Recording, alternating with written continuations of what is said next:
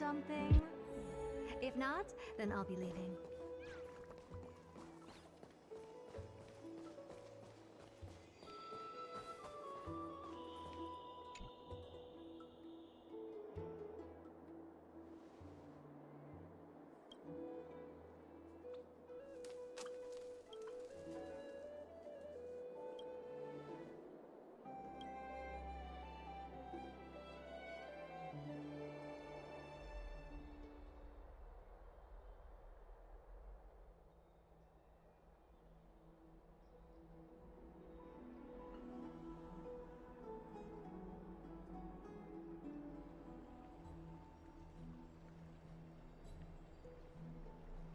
Ah, it's you, Cass. I finished the anthology of poems you lent me. Here it is. I thought you'd be too preoccupied to find time for reading. Precisely because of these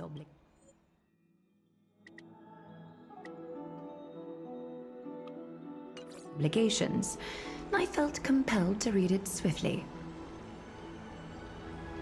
Wouldn't all these preoccupations slow your pace? And to be perfectly honest, those two courses were the students' greatest nightmares. The history of mythology, taught by the blasphemous great performer himself. I can imagine their fear. Now that I think about it, students would often rush to the podium during class to challenge him on those blasphemous ideas.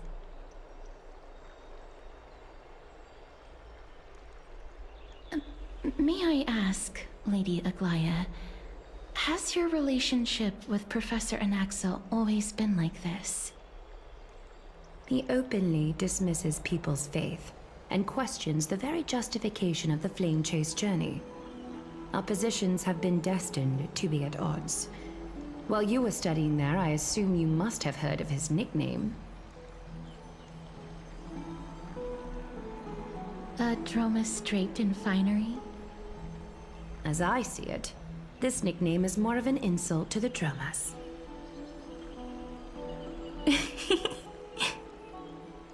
Despite his insufferable arrogance, I do hold a certain respect for his nature as a scholar. To remain true to his principles, he is unafraid to stand opposed to the world, and that requires considerable resolve. Anaxagoras' life is almost like a satire. As a Chrysos heir, he refuses to heed the prophecy, while he disrespects the gods. The gods have chosen him. He was indeed chosen by Circes. Is something weighing on you, Cass? The golden thread is quivering. I sense there's more to this exchange than idle chatter.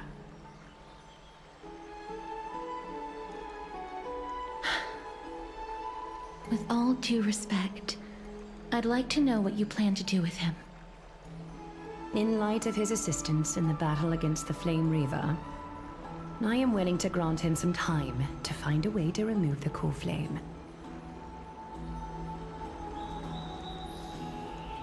However, if Anaxa decides to make any move that places us in danger, I will not hesitate to take extreme measures.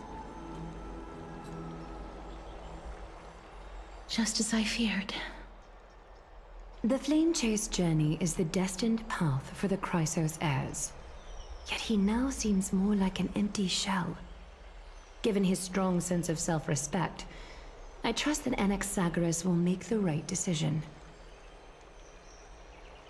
Still, I can't help but hope for another possibility.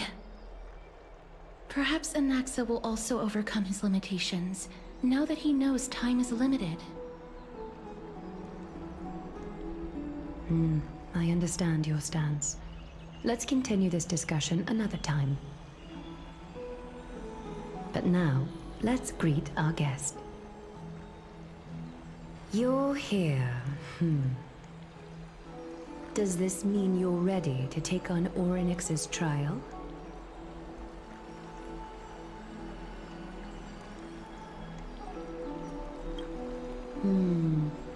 It seems that this sacred beast is just as indispensable, given their intricate ties to the Titan. Memmy mem, memmy mem mem mem mem, memmy mem memmy mem. Surrendering the core flame is a Chrysos heir's duty. Your selfless assistance is deeply appreciated. However, I urge you to carefully consider the risks of accepting the trial. Becoming a demigod means forsaking your humanity. You will inherit Orynyx's divinity and bear the time of Amphorius, all on your own. From that point onward, your fate will be forever intertwined with ours, never to be separated again, until the end of Genesis. On the contrary, you are the only one who qualifies to attain divinity. Yet, for that very reason, I do not wish to pressure you. It's exceedingly rare to find a capable Chrysos heir. If this path proves unattainable, I am willing to lower my expectations. There are still many priests of Yanisopolis and their descendants in the city. If I'm left with no other option, I'll try to find someone worthy among them.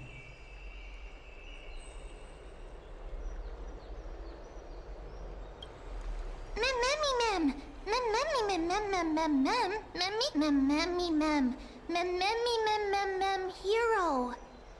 Memmy mem mem mem mem mem mem mem memmy mem mem mem mem mem mem memmy mem mem memmy mem mem mem mem mem mem mem memmy mem mem. It looks like you know that Titan rather well. Memmy mem mem memmy mem mem mem memmy mem mem mem mem memmy mem mem mem memmy mem mem mem. Memories that exist outside of your own experiences. I can't explain why, but I can vouch for Mem's words.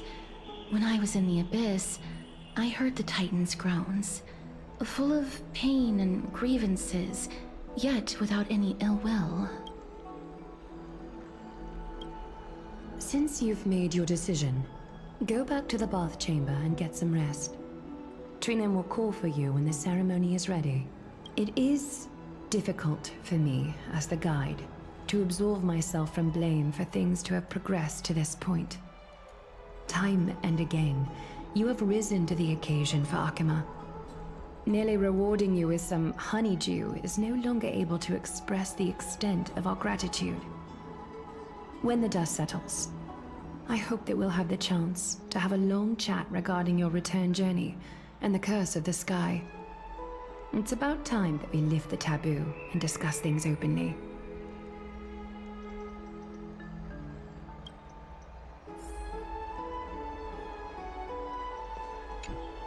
Miss, may everything go well for you and Mem.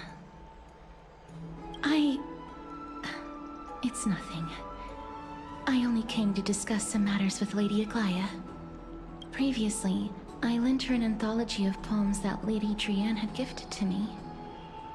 Tracing back, this anthology was something left for Lady Trianne by a bard before their passing. Although personal properties should be cleared out once their owner has passed on, Lady Trianne gave this book to me since she knew how much I liked to read. It just contains an allegory. In a faraway land, in a city known as Styxia, a dragon corrupted by the black tide descended one day, swooping upon the city like death itself. It swallowed the princess of the city whole before it was suppressed. After taking down the evil dragon, the warriors discovered that the princess's life had already met its end. Overwhelmed by grief, the queen hired an alchemist to resurrect the princess using the dragon's flesh and blood.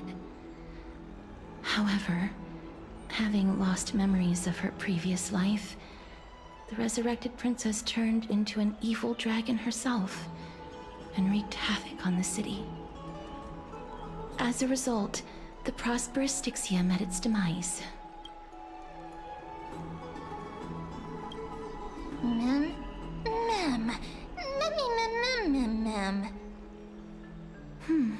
I actually think so too. Mem? Mem?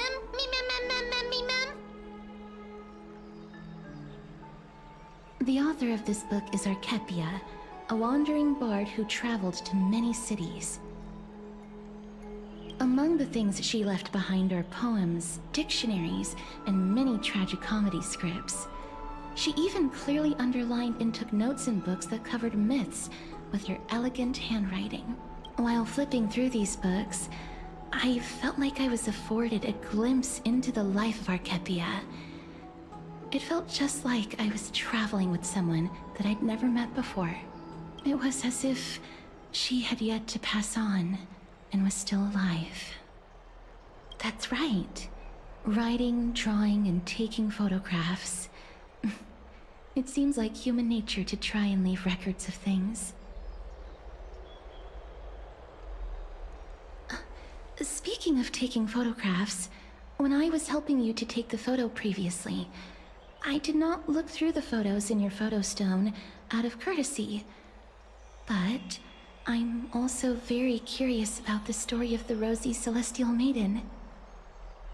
Despite having visited many cities in Amphorius, I still understand nothing about the world beyond the sky. If there is an opportunity... Forget it. Let's talk about this in the future. For now, I only hope that you'll be able to complete the trial safely and obtain Orynyx's blessing.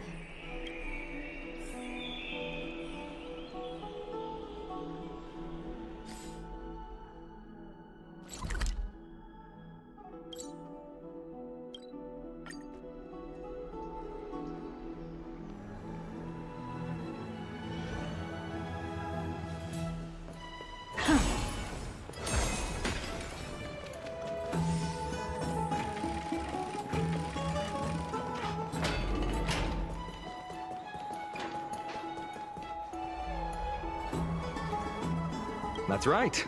Oh, partner, you're back just in time. This is something that the both of you should probably know. Good news? I wouldn't call it that.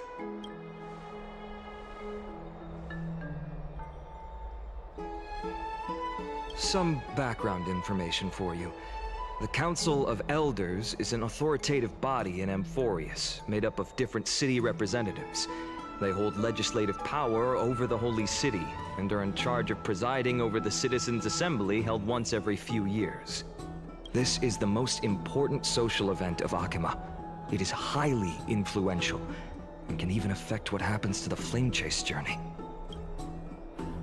Every 5 to 10 years, the Council of Elders organizes a Citizens' Assembly at Dawncloud. During the assembly, the representatives will vote on major issues, such as whether the Chrysos heirs led by Aglaia should still hold the right to govern the Holy City, and whether the Titan's conquest should continue.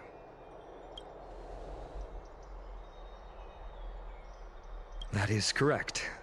However, the problem lies in the fact that there are ill-intentioned extremists in the Council of Elders.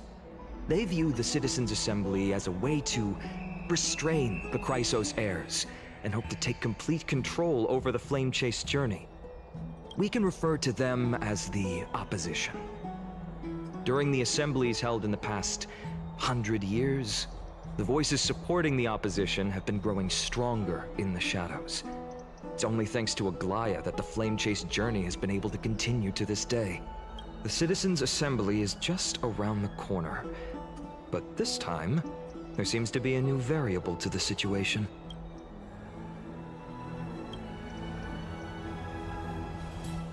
I'm afraid that the Council of Elders might want to take advantage of Professor Anaxa.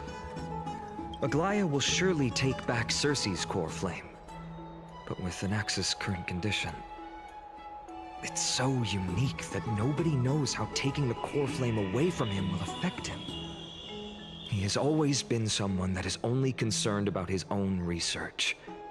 I'm certain that he must want to escape from the monitoring of the Golden Thread and protect himself. If the opposition were to offer an olive branch at this time...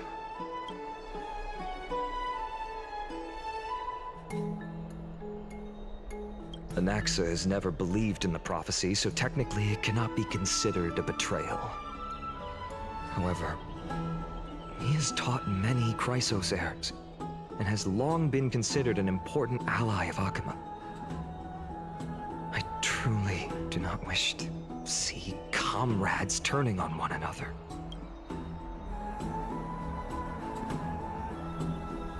As I believe in his character, I plan to plead with Aglaya and try to buy more time for him. Then, the greatest way in which you can help is for you to know what I am fighting for.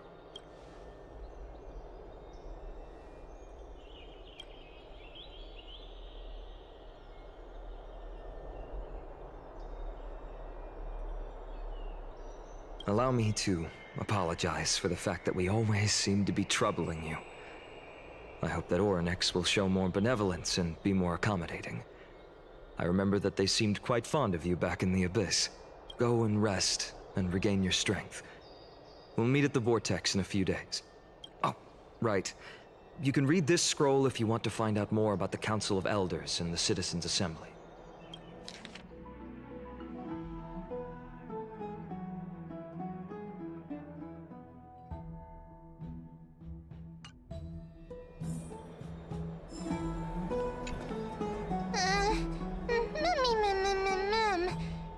Mem nervous.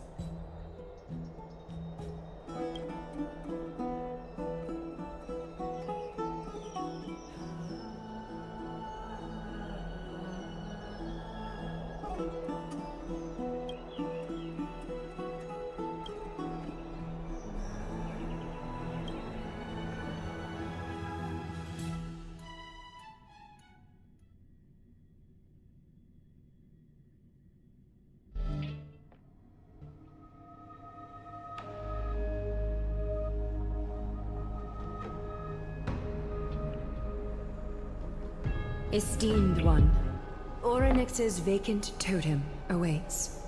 If you have already made your preparations to become a pillar of Amphorius, please, step forward.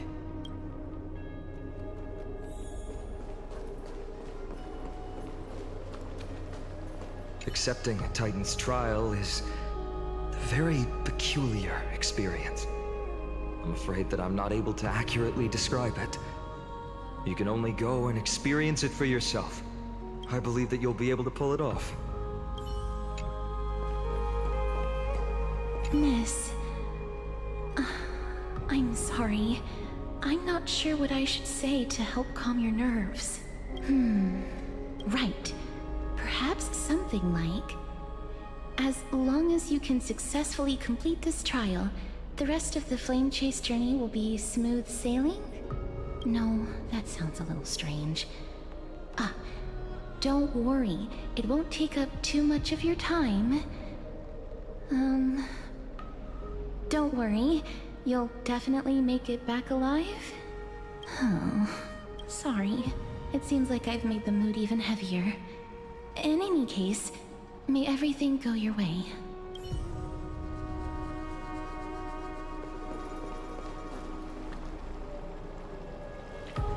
Little Gray and Mem, thank you. Your resolves cannot be questioned.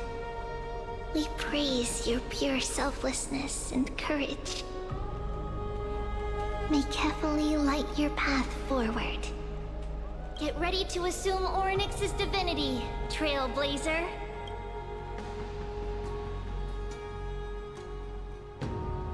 The divine position of Orynyx has already been vacant for some time. We can feel the space of the trial closing. As there isn't much of their soul left, we'll have to complete the ceremony before their soul completely dissipates.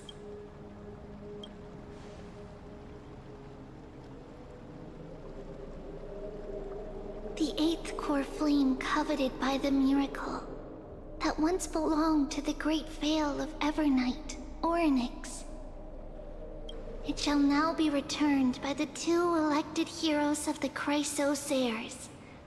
A traveler who is upright and courageous, and a sacred beast that invokes miracles. Who? Mem. Both of you, please, come forward.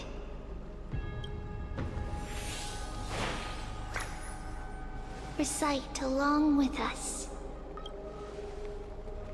O Majesty of the 12 Titans, pillars of the world, we seek your divinity to mend the rifts of the world. Fill our bodies with blood of gold, till we wither in willing service to the prophecy.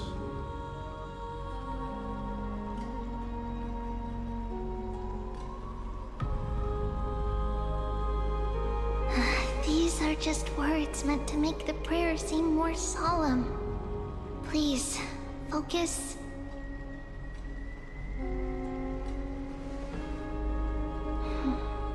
And surrender the core flame.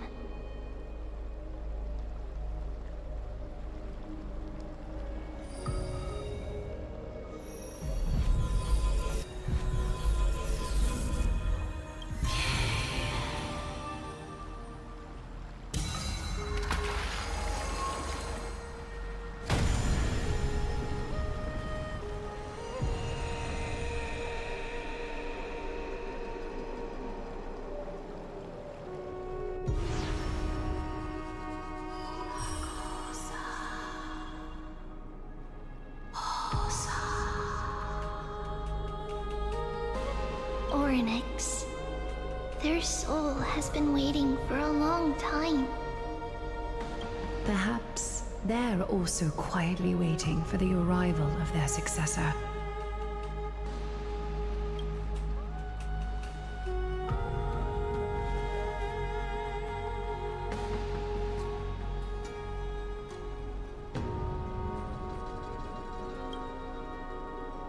Don't worry.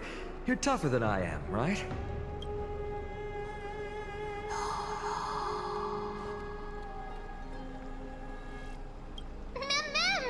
Mem.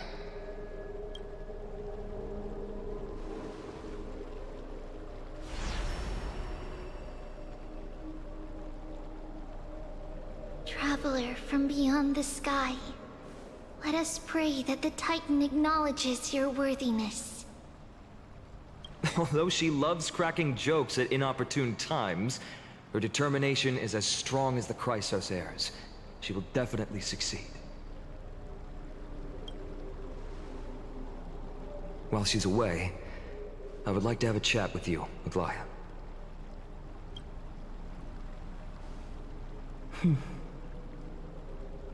Speak. I'm listening.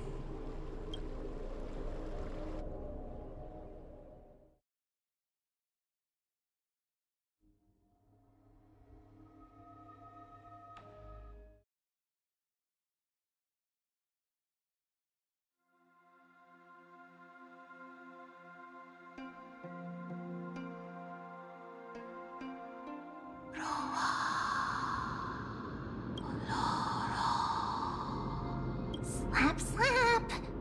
Wake up!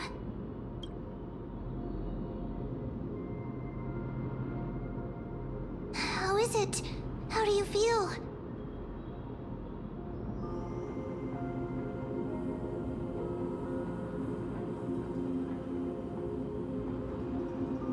Right? I think that it's amazing too! Testing, 1, 2, 3. Testing, 1, 2, 3. I have such a cute voice! It must be because of all the memories that I collected.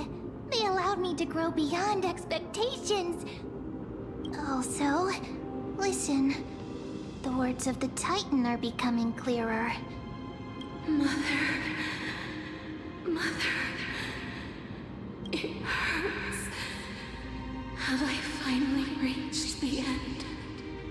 Or the years of isolation coming to an end? Orynyx. Oh, how heartbreaking. Ever since the figure draped in the black cloak robbed them of their core flame, they have been relegated to waiting in isolation in such a confined space. We are going to help alleviate their pain, right?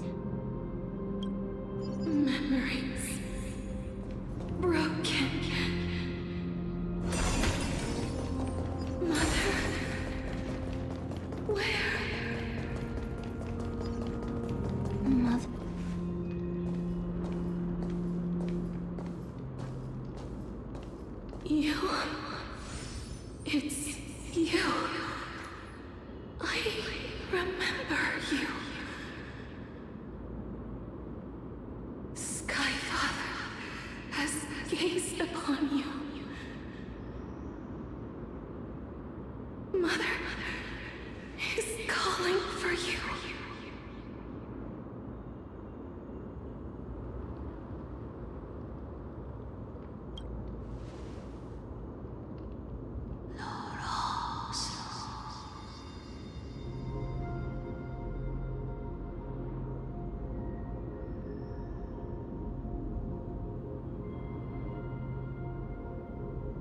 Skyfather has chosen you.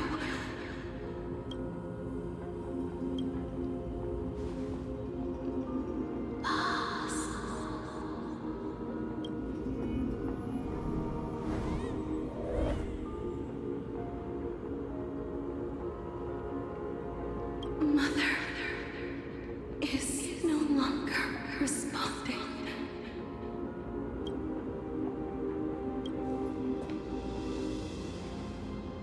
Something important, an important matter.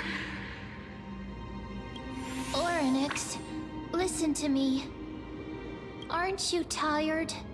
Throughout the long years, you have always been protecting the fate of Amphorius. Each time people draw strength from within their memories, every single ripple falls onto your shoulders. There's no need for you to bear this any longer, Oryx. From today onwards, someone else will bear time on your behalf. This is why we have come. Freedom. Freedom. I want freedom. Oh, poor child. Everything will be fine. Let us help you. You can have a good rest now.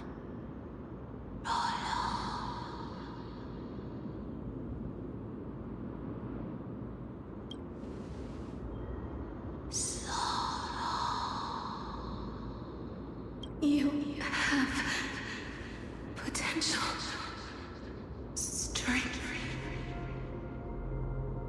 willpower, powerful, and tenacious. But you lack something. Just one thing. Lacking something. What is it?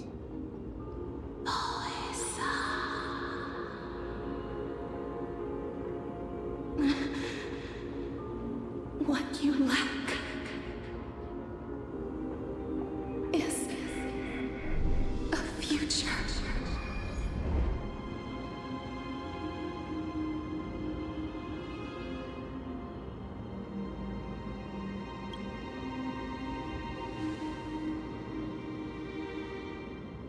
Future? Traveler from the sky. You should have dissipated already. The gaze from Skyfather stabilized your form. Because from the moment you crossed the sky, your life was cast away. Right now, you are simply a collection of walking memories. What? How is that possible?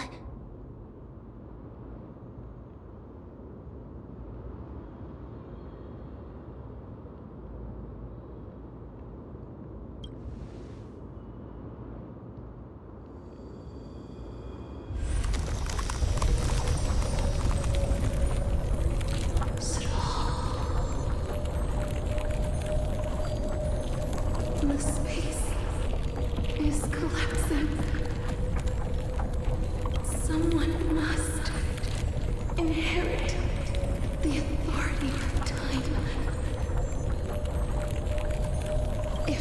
pillar is lost, the laws of time will collapse.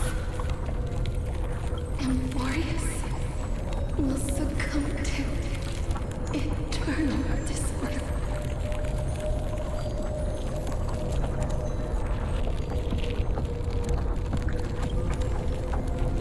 Time never compromises, never bears grudges, never forgives, never makes a choice. Child of humanity, Titans, Mother, Sky Father, time restrains everything that exists in this world.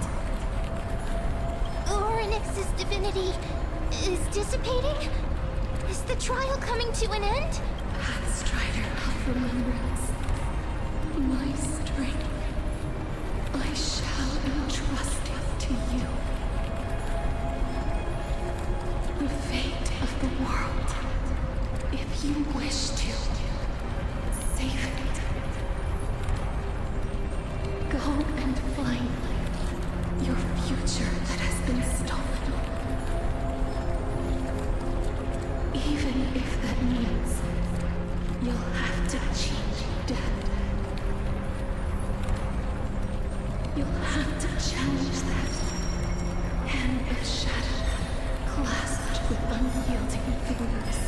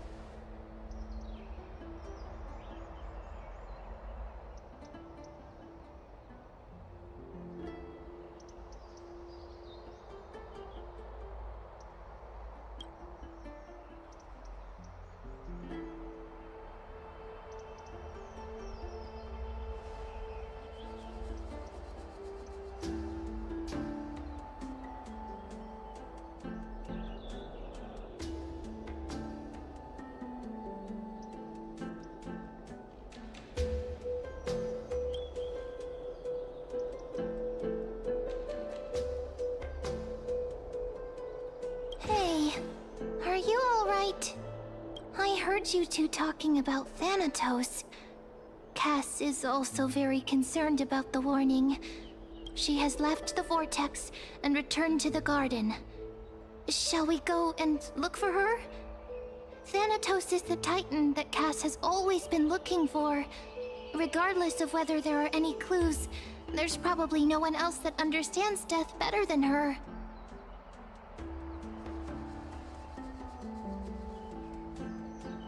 Oh, right. There's something that I have to tell you. The Chrysosairs already know everything that has happened to you. I was too worried, so I told them everything. Please don't hate me, okay? Have you heard?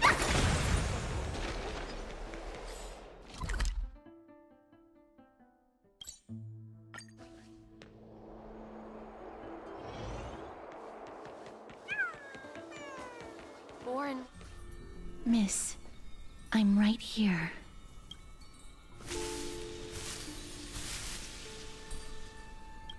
Please stay there and slowly turn around.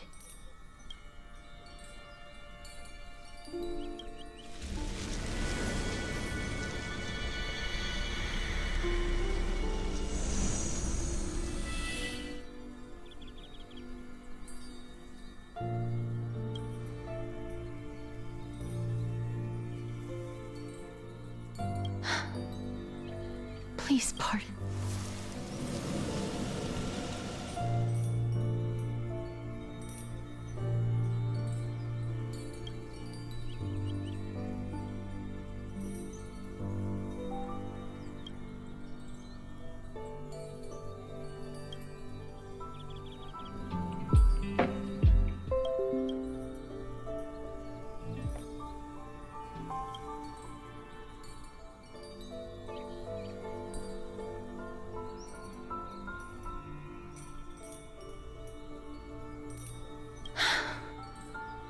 Just as I expected. I cannot feel anything. Back at the Grove, I was puzzled as to why you were not affected by my curse. I thought that it might have been the special ability of a traveler from beyond the sky. Never did I expect that this would be the true reason. I'm sorry. I should have noticed that something was amiss earlier. Miss, if my abrupt behavior just now offended you, I hope that you can forgive me. I'm just thinking, if your soul has really left your body, as a mortician, I might be able to trace where it has gone to. Cass, did you find anything? My apologies. Not as of yet. Perhaps I have overestimated my capabilities. But, Miss, would you be willing to let me try again? This time, I'll increase the area of contact slightly. Perhaps the result might be different this time. I have never touched the living in this way before. If my actions are in any way disrespectful, I hope that you can forgive me.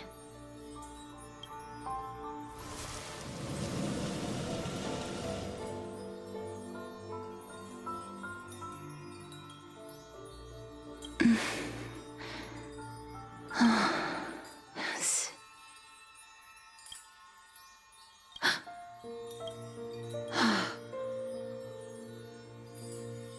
I seem to have caught a glimpse of something. Your soul is currently roaming someplace and cannot find a way to escape. But perhaps it might not be a bad thing. If your soul is still wandering around, it means that we still have time. We have a chance to find it before the fingers of Thanatos sweep everything away. Clues. Just a few more. I need more guidance. The connection has been severed. With my strength, I'm not able to trace it. It was me. I was a little too hasty. Don't worry, miss. Although we currently have no leads, I will do my best to search for the whereabouts of Thanatos, bring back their core flame, and personally return to you the life that you have lost too soon. I know that I'm lacking in confidence, but I hope that you can keep this promise of mine in mind. Before I manage to deliver on this promise, please do your best to hang on. Amphorius needs you. Lady Aglaya and Lord Finon are currently discussing some matters in the paths. They're worried about you too. If possible, please go there and let them know that you're well. Although, I don't actually know whether your current situation can be described as well. Also, please accept this Styxian fable. Reading can help one to focus and relax. I hope that reading this can help tide you through this difficult period. Species are disappearing.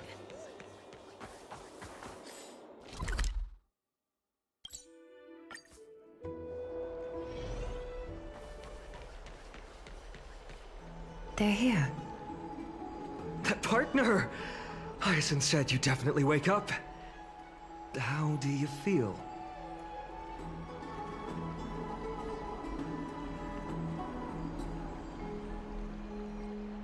Well, at least you look no different from the living.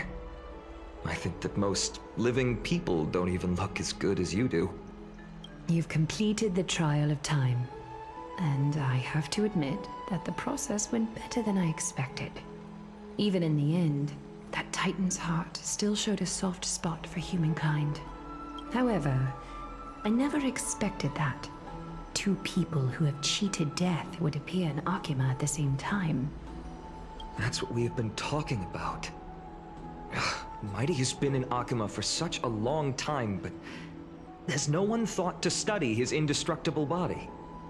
If there were even any minor breakthroughs, we wouldn't be as clueless as we are right now. Many have had this idea, but so far, there have been no results. If it were successful, Thanatos wouldn't have disappeared without a trace. Nevertheless, now is not the time for us to give up. At the very least, we can still see a glimmer of hope. Cypher. If anyone in this world knows the whereabouts of death, it would be her. I'll try and get her to return to Akima, but do be prepared for a less than ideal outcome. Please understand that throughout the history of Amphorius, no one has ever managed to escape the clutches of death. At the end of time, Thanatos silently awaits all. It is my duty. We too require you to bear the divine position of time. But before that, just... What's wrong, Aglaya? Omens always come in pairs. A tiny air current will eventually brew into a storm that tears the sky apart. It's Anaxagoras. He has initiated contact with the Council of Elders. In the end, it has still come down to this. I earnestly hope that your assessment of him is accurate, Finan. Otherwise, the efforts of my teacher and I of the past millennium might be reduced to dust because of that great performer.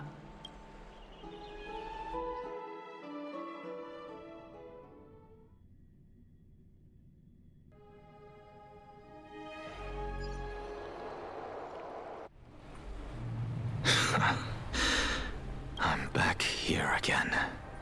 I remember this dream. This realm is covered in a silk-like fog, and the land is barren and harsh. The crowd of travelers leaves tracks everywhere. Hey! Excuse me! What is this place?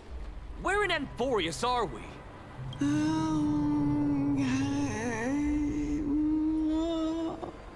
The mutters of the traveler are in a language I'm unable to comprehend. Or perhaps they're just distracted and ignored my question. Tell me, which Titan reigns over this land? And how do I find them?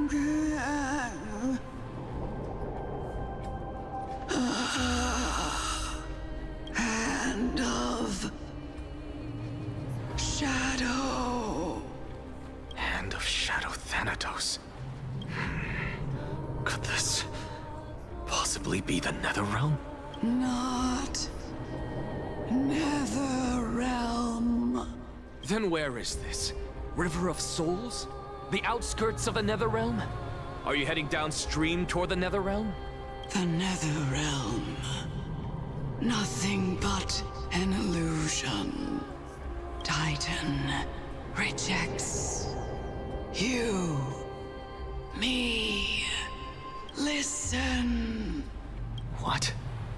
The Traveler lifts their wrinkled fingers and remains silent. I look in the direction they are pointing and listen closely. There. A massive shadow brought the sound of rushing tides. The sound of tides. I can hear it. I hear it, deep within the tides. Beyond the closed gates of the Void World. A voice, about to recount something. Child of humanity, is it death's embrace you yearn for with such urgency? Oh, you have awoken. Welcome back to the mortal realm. Your consciousness is dissipating much faster than I expected. Ultimately, it seems like the Titan's core flame is incompatible with a mortal body. How much longer can my consciousness remain in the mortal realm? In my estimation, at best, you'll see 15 more entry hours. 15 days and nights. What is it? Are you finally starting to become attached to the mortal world now? On the contrary, 15 days feels a little too long for solving a singular problem. Stop giggling. It's time for us to go. The messenger from the Council of Elders is almost here. Let me ask you one more question. Are you really planning to betray Aglaya's will?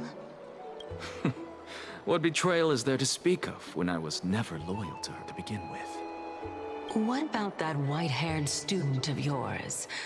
Acting so recklessly, do you not care about what might happen to him? There will be a price to pay for blind faith. This is also a lesson for Finan. You truly are a strict teacher. Of course. This is how I've always been.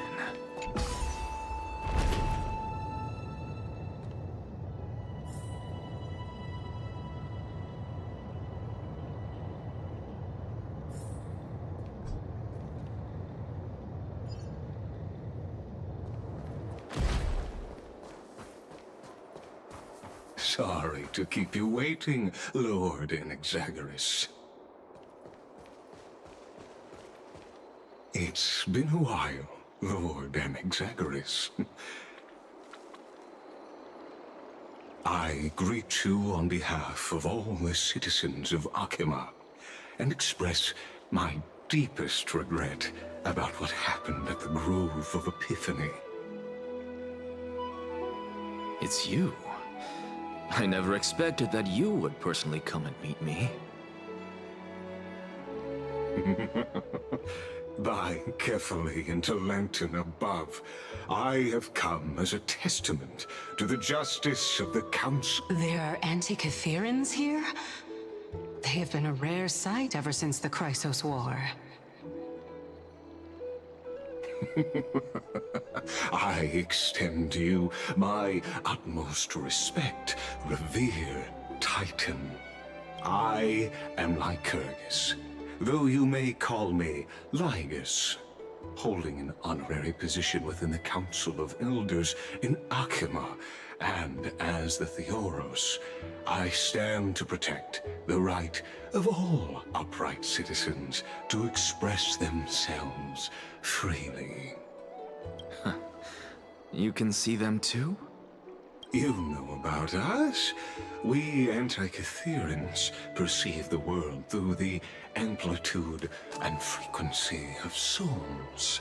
Just as I am conscious that Lady Aglaya is secretly listening in on our private meeting from afar. If necessary, Lord Anaxagoras, I can sever the golden thread to protect your fundamental rights. The demigod should know better, for such is her station. Spare those poor threads, and just let her listen to my words. They shall serve only to unveil her own folly. May I interpret this as you having a countermeasure? I need not any plan, because she can do nothing other than petty espionage. As the Citizens' Assembly approaches, and with Orynyx's fall, any attempt to capture the core flame within me will only usher chaos and calamity. A truth she undoubtedly comprehends. While I, Anaxagoras, serving as the Grove's special envoy to Akima's Citizens' Assembly, have long known the extent of your abilities. Let's forego the formality of asserting authority, Lord Lygus. Lead the way. Very well. Surely Lady Kindness would appreciate such assertiveness in an ally. She's been waiting. Is there something on your mind, Lord Anaxagoras? Nothing, really. It's just a question that I contemplate every time before I ascend to Dawncloud. For the Titans, does the falling equate to death? Ah, a pondering truly deep. Time is on our side. Do you mind sharing your reflections with me? While all living beings must ultimately face their demise, Kefali has yet to meet theirs. Their journey continues unhurriedly along this long path. Are you suggesting that Kefali may not have truly passed? Yes. For dying implies an ongoing process, an action, whereas death signifies a static state, a definitive termination. In contrast to mortals, Titans exist on a grander scale of space and time, thus elongating their passage into death. The notion of their fall is but a misinterpretation born of mortal ignorance. Ah, an intriguing concept, albeit challenging to substantiate. After all, Kefali has maintained a profound silence ever since the era Arasa, while scholars and priests alike have conveyed the message of the gods' imminent fall. Perhaps the gods, in their arrogance, deemed it beneath them to reveal their perspectives to mortals. Could you elaborate on your statement? Circes, the kin of the Skyfather as recounted in myths, now resides within my brain. Were I to inquire, Kefali would have no cause to refuse. Oh. That very well could be true. But what if the world-bearing Titan still chooses to remain silent? In that case, the myths crafted by the people of Amphorius are nothing more than pitiful jests. It's worth a try. I believe, and I'd love to witness the fruits of your theory and the change it may bring to this imperiled world. Because I completely concur with you on this aspect. If the Titan has indeed met their end, Any response from them would be impossible.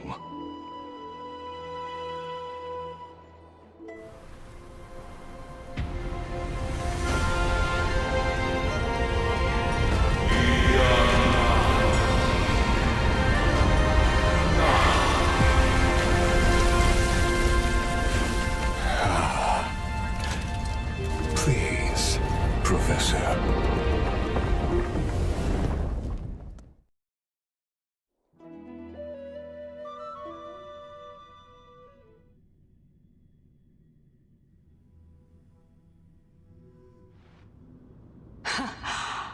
The children of humanity have indeed created a spectacle.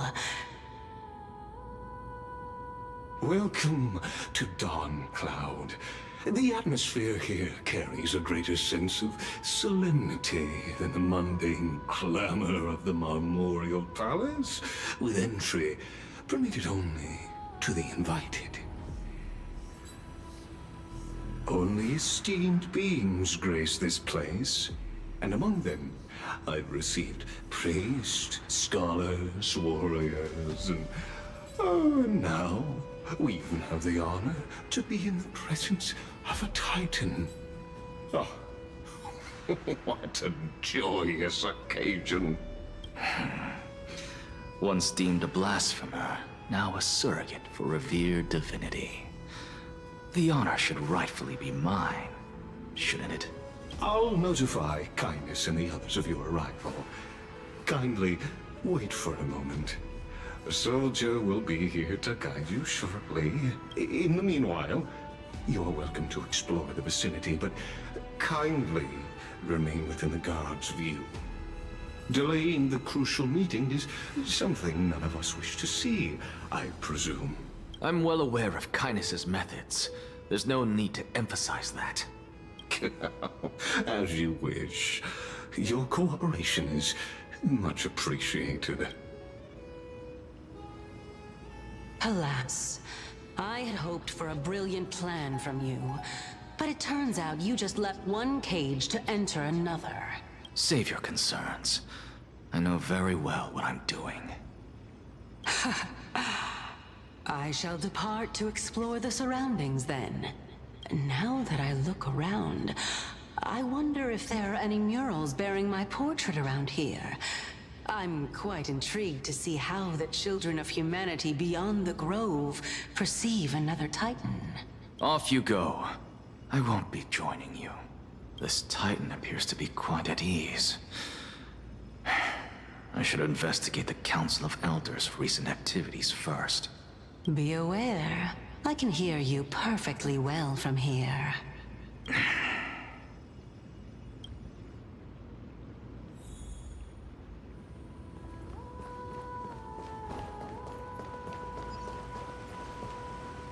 Take a look. This is pure genius in action.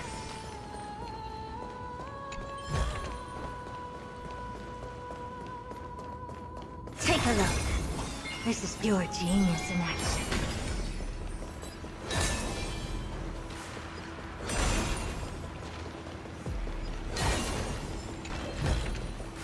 Oh.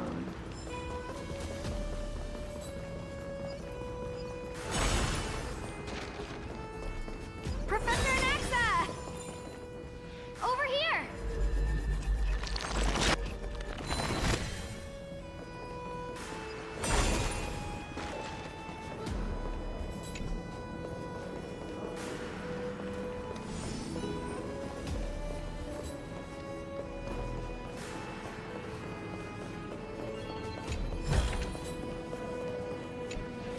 Professor Anaxa? Word has it that the scholars of the Grove valiantly perished resisting the Black Tide. To find you here safe and sound, thank the Fates. You could say it's the Fates toying with us. It's only the Crimnoans and Idonians who chase glory through death. But your survival is a victory in itself.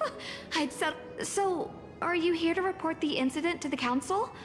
I heard that— Tell me, how much does the Council of Elders know about the Black Tide? Once Kindness and her followers learned of Circe's and Orynyx's fall, they proclaimed in the council that the Flame Chasers could no longer stand against the calamity alone.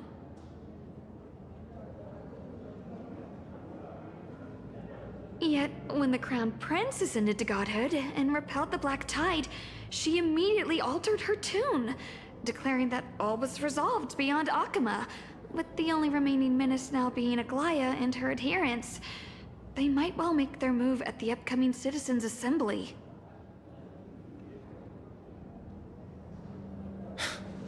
No surprises there, those shifty opportunists. Thank you for your honesty, virtuous student. Being an opportunist could very well be a facet of wisdom. Shouldn't you be searching for murals of yourself? I've had enough of your prattling. I was really curious to see how you would find the middle ground between both factions, so I came to listen in. But it seems as though this Kindness is much more ruthless than Aglaya. If so, why do you want to work with her? Could it be that perhaps you've decided to readily surrender this hollow shell of yours, just because you feel like death is fast approaching? I'm afraid you'll be sorely disappointed if that's what you truly think.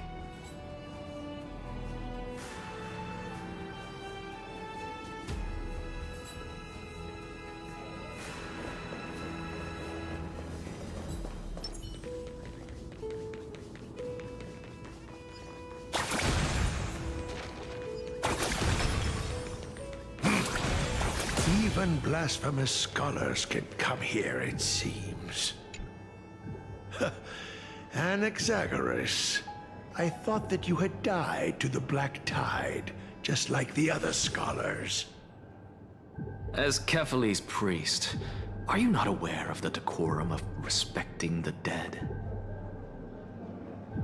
Surely you jest. You blasphemous heretics are not worthy of respect from the Supreme Being. Let me remind you that you're currently in Dawn Cloud, so you'd better keep your deranged language to yourself. I am no longer that altar servant from years ago, who could only acquiesce to the commands of others. Now, I have plenty of ways to deal with people like you. I'm not sure whether I should laugh or cry right now. I can't believe that a follower such as you could have been made by a creation titan. As I see it, a dead titan can't provide you with this level of confidence, right? Then who is it exactly? Could it be Kindness? You. Seeing how fond of you Elder Kindness is, I shall let that slide for now. Leave immediately, and don't impede us from receiving the Supreme Being's blessings. Seeing as we were able to hear of this matter from the mouths of others, it seems that Kindness is indeed quite sincere toward us. Perhaps this affair will proceed smoother than I had anticipated. Oh my, what a thrilling confrontation. As expected of one of Kephales's followers. Are you praising or insulting him? Praising him, of course. As a believer of the God of Deliverance, it is only natural that he detests evil. Didn't you hear me? I asked you to leave. Go as far away from here as possible. Don't mutter to yourself like some sort of madman and disturb my meditation. I've had enough of this. Could the 15th entry hour arrive any faster?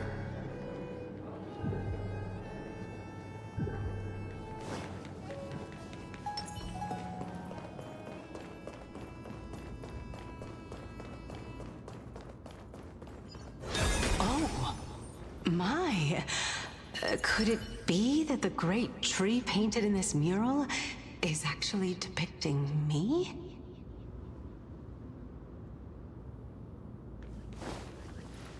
Every plant, every tendril, no, even every leaf could be the embodiment of Circe's. As a result, mere mortals who did not know what the Titan actually looked like chose to paint them as a giant tree instead. Their wisdom was portrayed as fruit, to symbolize how they shared their knowledge equally among the masses. Such exquisiteness indeed. This mural is quite abstract. I really can't tell whether you are praising or demeaning yourself. Now I'm quite curious whether the Reason Titan has studied figures of speech before. Of course I find such stylistic devices interesting. For all we know, this could be the answer to the question, what exactly are we? I, for one, am not willing to admit that I could look this ugly. Was this the reason why you failed in your attempt to refine my soul when you were ambushed at the Grove? Since you are aware of this, why did you save me back then? From my perspective, this point alone was enough to separate you from the average person. How do two lunatics coexist in the same brain? Therefore, it seems that your journey to Dawncloud this time is not just to seek protection. What, then, is the intention behind your actions? The entire plan is stored in my memory. So why don't you look there? Then don't mind if I do. 1 year old? 2 years old? Oh my! Even a member of the preeminent Seven Sages must hug his droma stall to sleep? How interesting. That's enough. How unusual. Your soul is actually trembling. This must mean that behind this toy hides a secret that nobody knows. Since our days are both numbered, I don't mind telling you more about it. This is a present that my sister gave to me. It's a doll that was made to look like our family pet. So there are other members in your family, eh? Are they also living in Akama? Don't you just love to pick through my brain?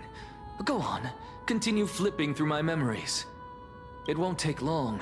You'll discover the answer when you reach the memories of when I was 5. Oh, the black tide is everywhere. I can't bear to look. When I was young, I couldn't accept this outcome either. Georios, Aquila, Kefali, and you, of course. Although I prayed to every Titan that I could think of for help, my efforts were ultimately futile. This...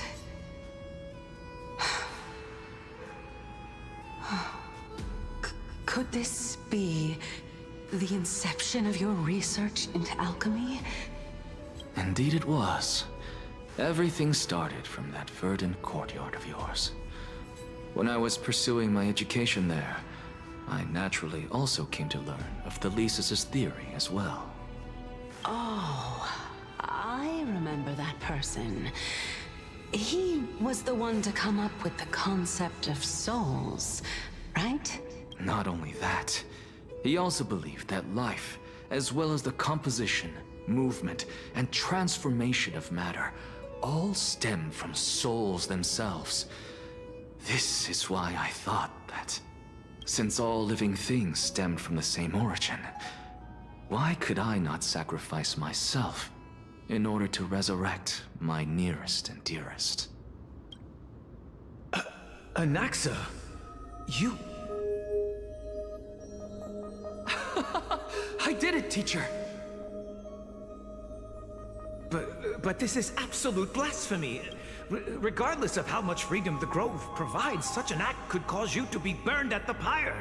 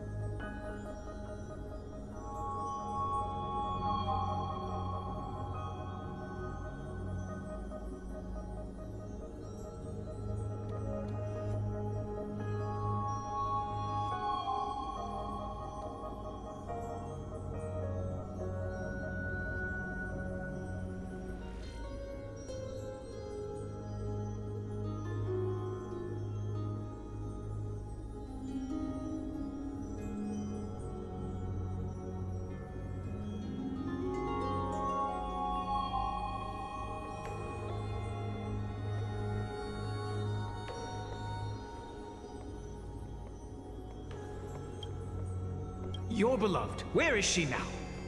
Send her away from the grove at once, to a place where nobody will ever be able to find her. Otherwise, the both of us will be judged by the Council of the Seven Sages. Calm down, teacher. My sister, she's still not in the mortal realm, even to this day. What do you mean? It was naive of me to think that I could snatch the deceased from Thanatos' grip by merely sacrificing one eye. Equivalent exchange. All I received for that price was but an opportunity to see her for one final time. Nothing more. Oh, let it go, Anaxa.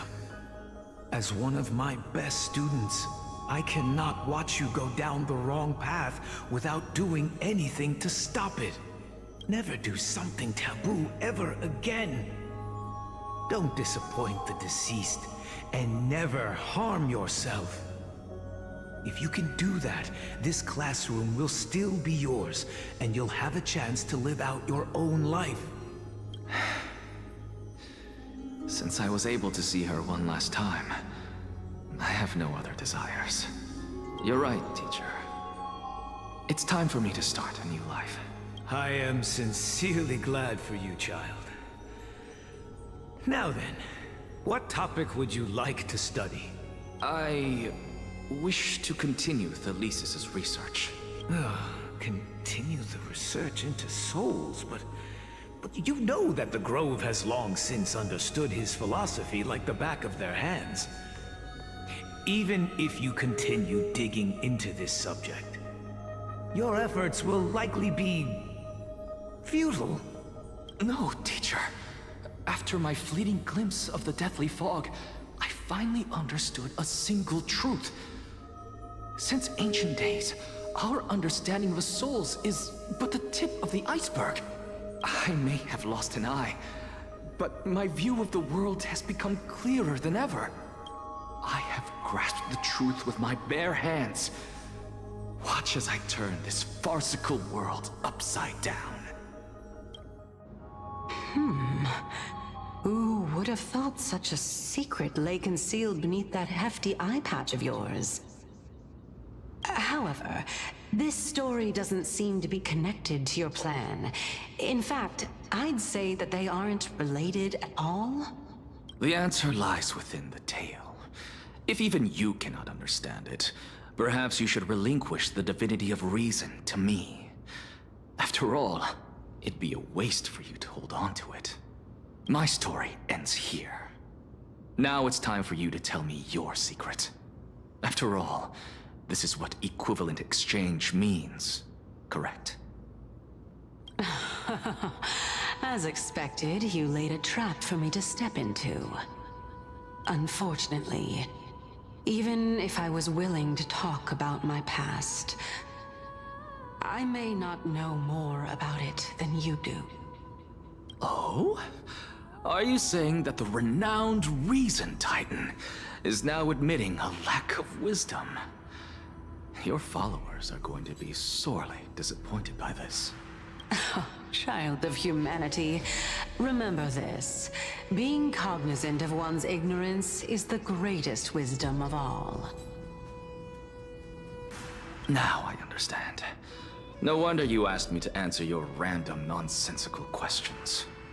Not only that, you're the only one who can shed light on my query. As the saying goes, onlookers see most clearly. Is that so? Lord Anaxa. I saw you muttering to yourself and was wondering whether you were caught in a delirium of reflective thought. I'm sorry to interrupt you, but time is of the essence. I have a message from Lord Lygus. Lady Kindness has met up with the Council of Elders and is awaiting your arrival, so please depart forthwith.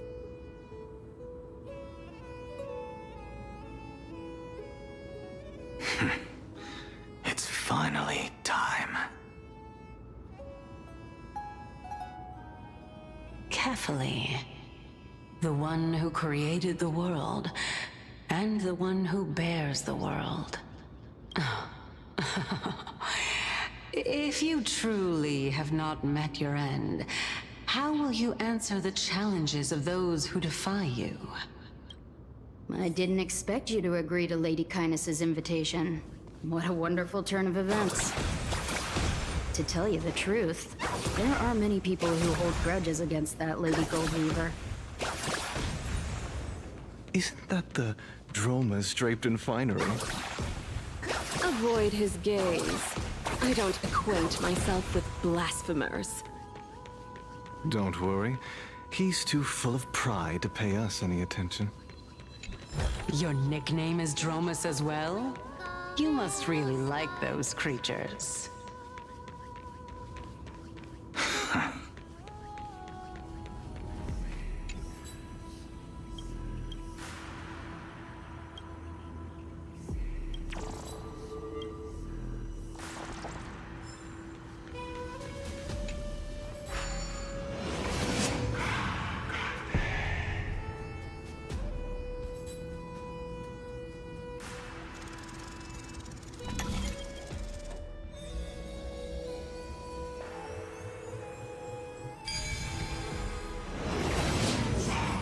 A student of Empedocles?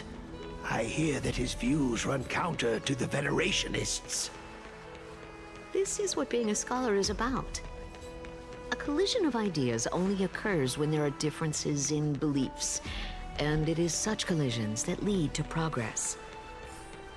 Yet Lord Lygus and Lady Kindness are just ahead. I'll take my leave for now.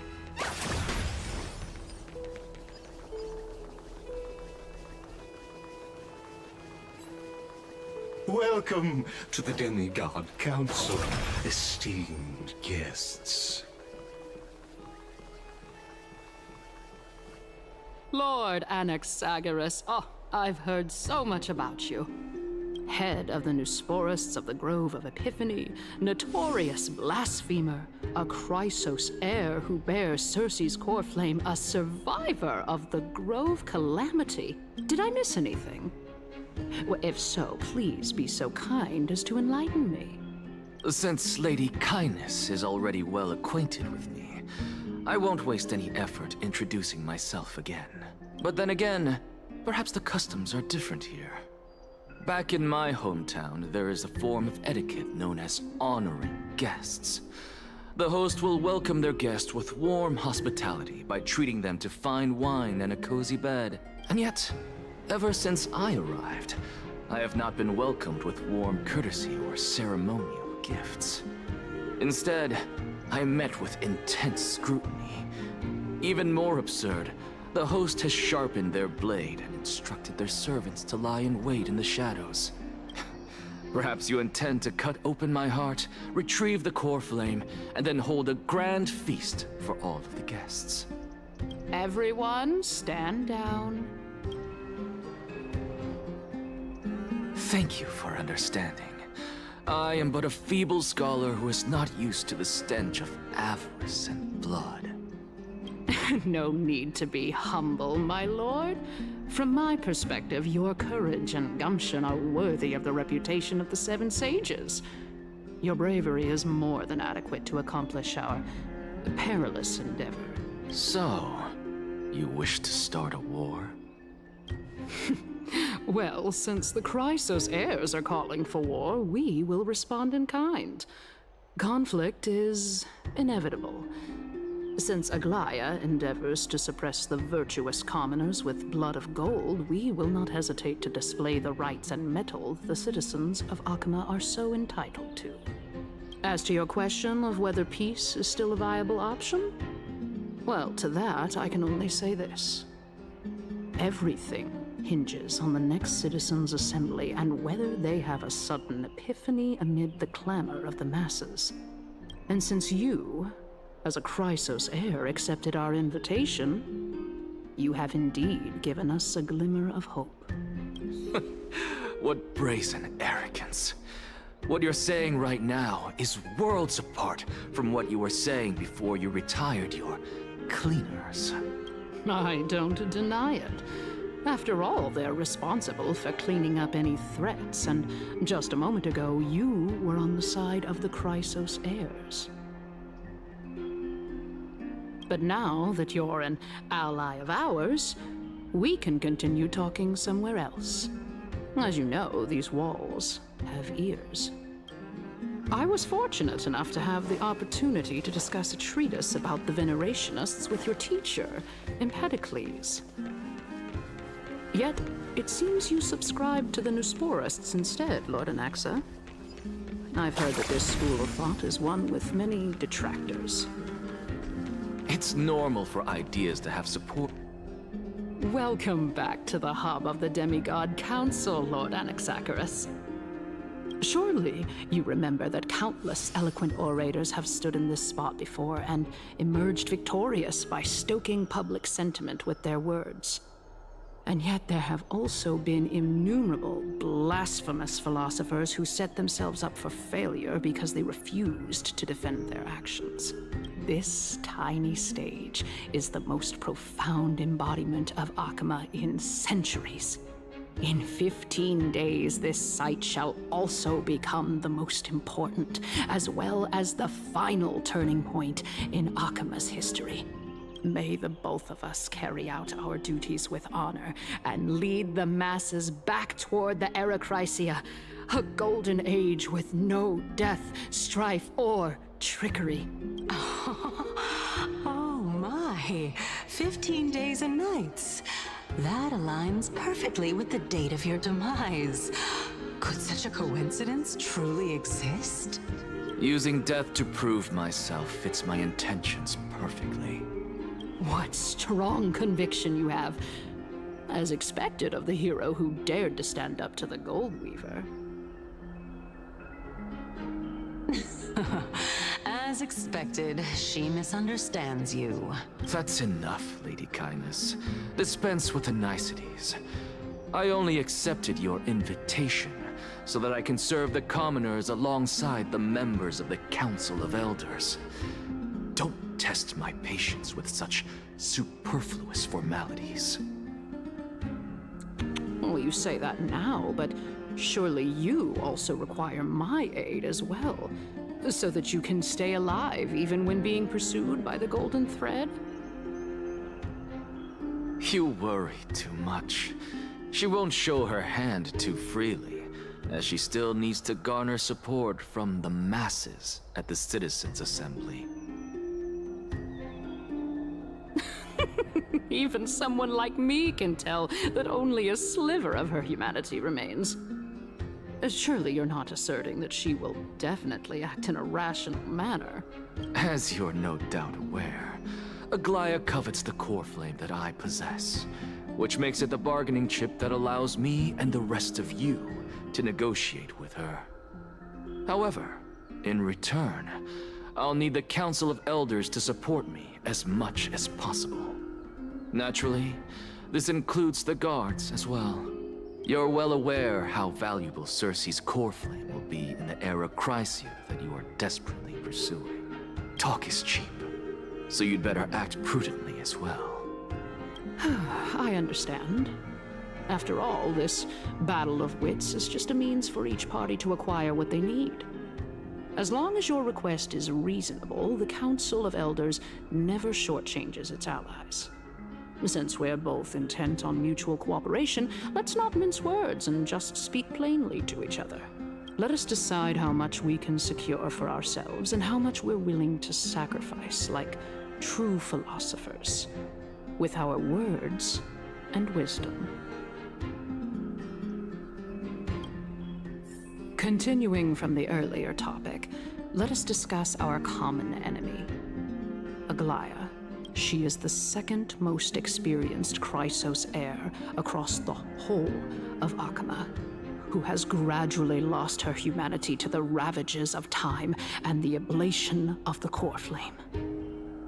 A formidable opponent indeed. Admittedly, there is ample reason for her to take your life. Yet your previous reasoning is quite sound. As a seasoned political animal, it's unclear whether she will actually cross that irreversible boundary. Moreover, she still needs you alive so that the Titan's trial can be completed. Is there anyone present who can swear by the sacred vow of Kefali and guarantee that you weren't in league with that woman before coming here? Are you just trying to pull the wool over our eyes and aid her in her savagery?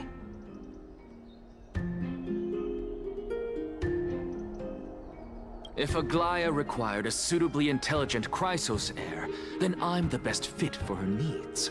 However, it's quite evident that she has no need for a Chrysos heir who could break free of her control at any time. Since I believe in neither Titans nor the prophecy, there's no way that I would willingly walk on the path that she extols. Given how rigorously she enforces her principles, how would she ever accept a heretic such as me? I understand what you mean.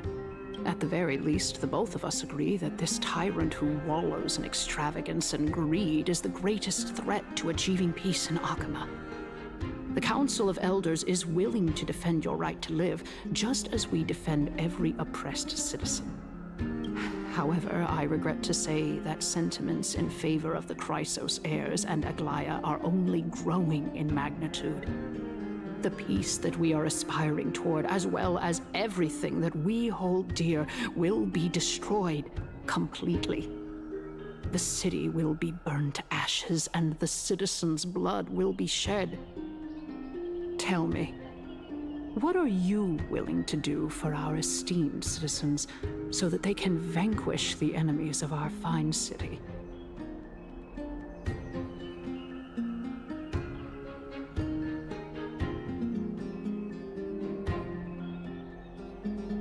Aglaya's authoritarianism, conceit, and arrogance have granted her unfettered control for the most part. Yet these traits are also her greatest weakness. If I can render her helpless by forcing her to experience the agonizing pain of betrayal, I am certain she will never recover from such a setback. Surely you don't believe that such a tiny betrayal will be enough to push her to her wit's end. What's more, there are many who remain silent, merely watching to see how much chaos I can unleash. Not to mention, you know full well that the Chrysos heirs have never been a united front. In the name of Kefali, Akama thanks you for your sincere and valuable thoughts. At this stage, it's clear that you and I understand the benefits to be won from this discussion. Let me put it plainly. The Council of Elders has always been renowned for its fairness, and that fairness is built on a foundation of sincerity. The Council of Elders has vowed to all citizens of Akaba that it will always remain loyal to them. As for you, my lord, how will you guarantee that you will be able to live up to such earnestness and will not betray Akama's indomitable citizens when the opportunity presents itself? Just as you now betray Aglaya when it suits you. Surely you jest. My loyalty does not need to be proven. The fact that the Council of Elders is asking for proof of my loyalty is itself akin to a form of betrayal. I am incredibly honored to have witnessed the both of you bury the hatchet in a civilized manner. However, I am afraid that I must interrupt for a brief moment. As the Theoros, I have observed the following. Lady Aglaya, the Goldweaver, is currently on her way to Dawncloud. Oh. Well, I do believe that we might have a slight overabundance of guests today.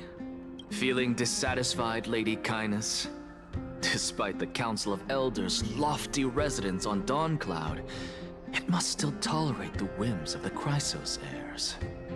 So you were holding back just now. Seems like you are better at playing this game than I. In any case, I'm glad that she's arriving here. So tell me, Anaxagoras, now that you're an ally of mine, if Aglaya were to demand that I hand you over, what should I do? You can do as she says. Tell her that the Council of Elders merely wished to chat with me and had no intention of offending her. However, by doing so, the authority of the Council of Elders will be as thin as papyrus that has been soaked in blood. Not only can it be destroyed at the slightest touch, but the Council will also lose possession of a valuable core flame. No, more like 2 core flames. After all, at the next Citizens' Assembly, that young lady who is synonymous with death will also be standing on our side. Oh? How can you be sure of that? Is that of importance to you? All you need to know is that I have a plan. In my opinion, you should be more worried about the impending threat. If Aglaya can seize me in full view of the masses today, she could also dismiss the entire Council of Elders in one fell swoop tomorrow. If that happens, the discussion that we've just had will turn into an utter joke instead. Is this the outcome that you wish to see, Lady Kindness? Fine. I will handle this matter appropriately. But you do best to remember this. Fool the people, and karma will be on your tail. I'll overlook it this time, but don't count on there being a next time. Unless, of course, you crave cruel punishment and consider suffering the perfect state to ponder the true nature of souls.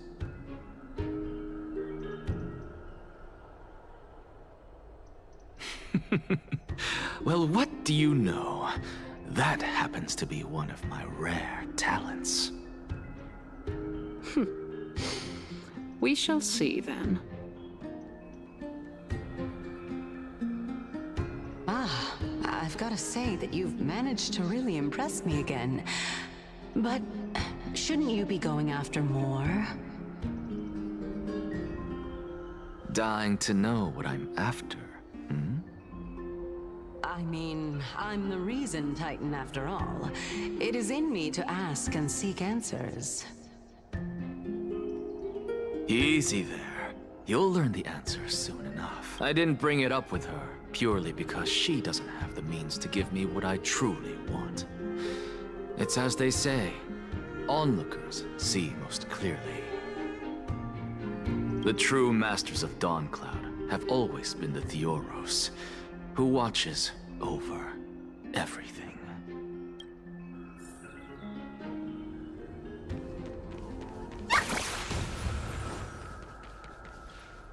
Unexpected visitor.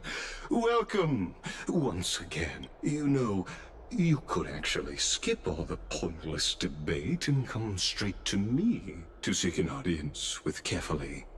I have no reason to refuse you, do I? You may not, but Kindness has. Whoever gets hold of Kefali's core flame will get to rule over Akama. She's wary of me, so naturally I had to gain her trust. I would say that debate was not at all pointless.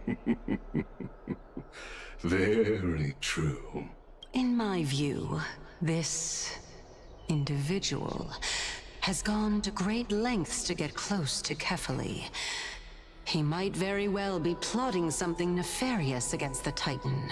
Are you still willing to let him pass, knowing this? Yes, very much so. All living creations are always free to visit Kefali's transcendent vessel. This comes with being the World-Bearer. How convenient it is to be able to hear what they say. It is truly my honor to speak to a venerated Titan in person. Please, go ahead. Let me join you both on this journey. Oh, A bygone myth tells of an occasion where carefully Watts answered their followers' questions on the peak of the holy mountain. Their followers have since believed that scaling this Titan cliff is one way of being with the god. Hear that? It's not every day that you get to climb a mountain with Circes. You should sing me a hymn of praise. Titan hymns are beyond me.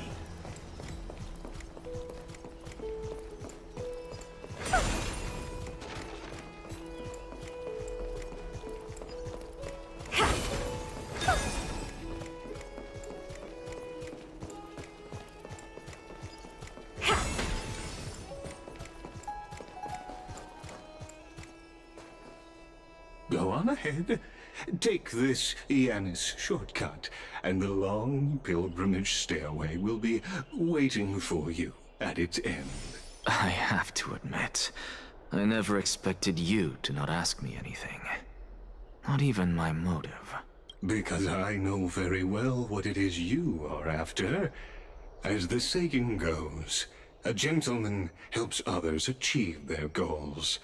I have a feeling that your theory will be validated at the end of this journey. I believe Carefully will not deprive you of your right to ask your question, especially now that you're on the brink of death. You must be closer to Carefully than anyone else.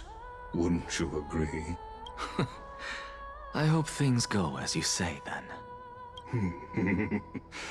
Putting a child of justice into a farcical world is bound to turn it upside down. It is my hope that you bring a much-needed change to this world which is on the brink of destruction.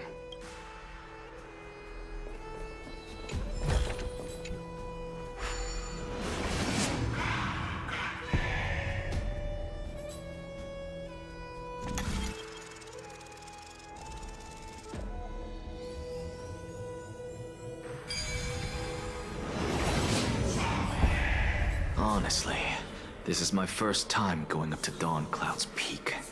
What a splendid view. Isn't it about time you recognize the magnificence of us Titans? Well, I don't see how this place is different from those temples in the city. All they have are magnificent facades. And even though I've come this far, I'm still doubtful about getting useful clues from him.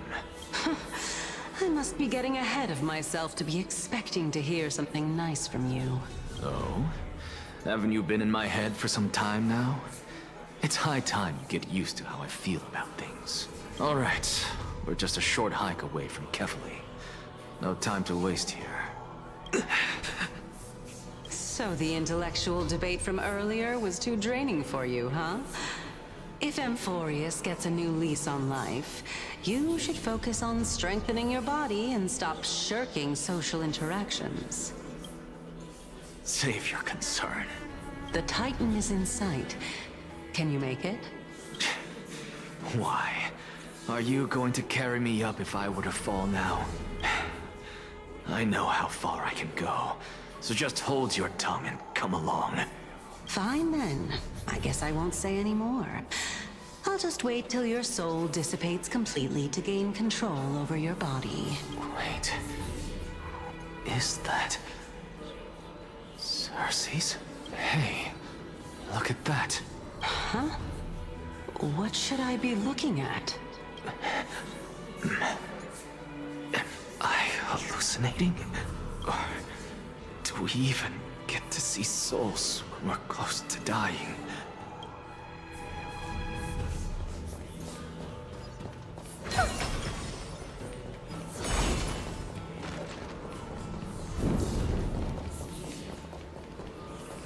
Oh? Why didn't you bring your favorite spear with you on this trip, Nias? Nias. I know I've heard this name somewhere. Huh. It's unfortunate. The Black Tide destroyed every last inch of my calyx. How could that be?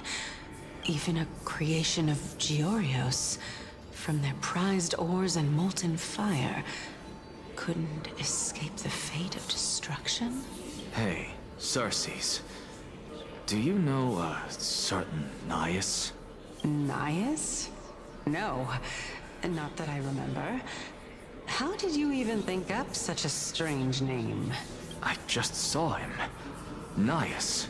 A warrior-like figure who was just chatting with you here. No, I have no such memory. Could you be hallucinating?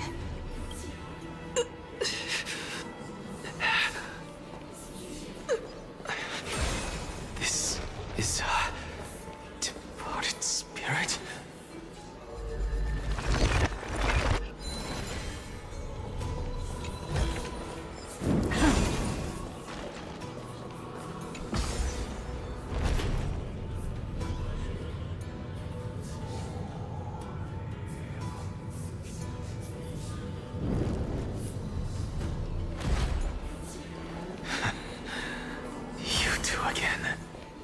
Enough about me. Did Kaos ever reply to you? Well, regrettably. Seems like the price of becoming a demigod is a lot heftier than we thought. Kaos. Demigod? I've never heard of this person.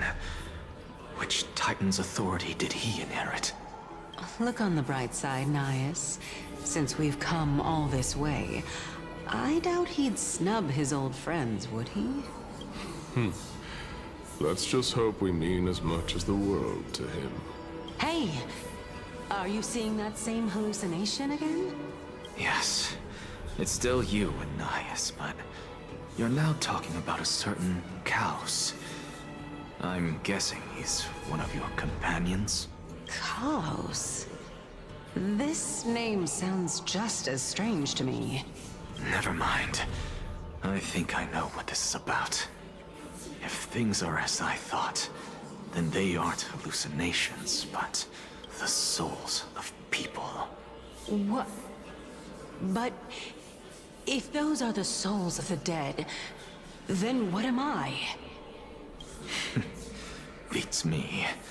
For all I know, you're just an illusion I conjured up in my dying moments.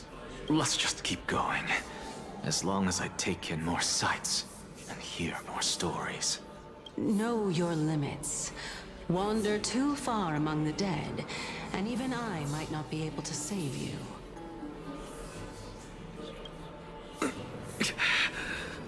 I'm fine.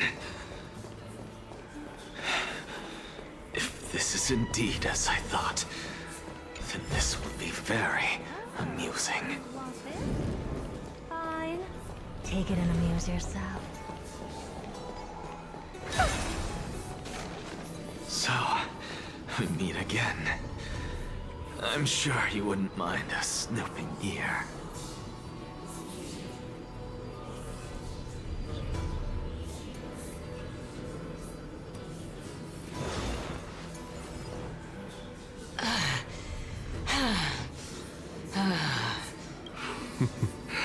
Can you keep going? Of course. I'm just... If I knew we had to climb a mountain, I wouldn't have come along with you. I guess this also counts as one aspect of the world-bearing burden. If Amphorius does have a next life, you may want to get your body in shape. Keep your sarcasm to yourself. I'm not getting anything of value from them.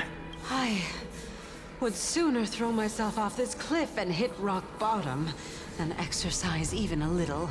I am Calypso of the eminent Seven Sages, after all. Training would make me no different from those Helcalithist barbarians. Calypso. She's one of the Seven Sages. A member of the Grove? No, she can't be. I would know her name if she really were one of the Seven Sages. Hey, Xerxes. Does the name Calypso ring a bell? Xerxes? They're gone. Doesn't matter. I can do this myself. Oh, beautiful old world. Where are you now? Oh, legendary era Chrysia, return to the mortal realm. Splendid gods once walked the paths we walk.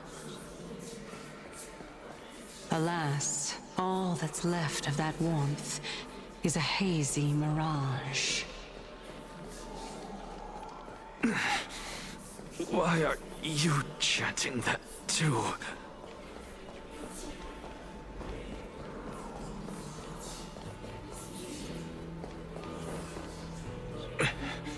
We're here, finally.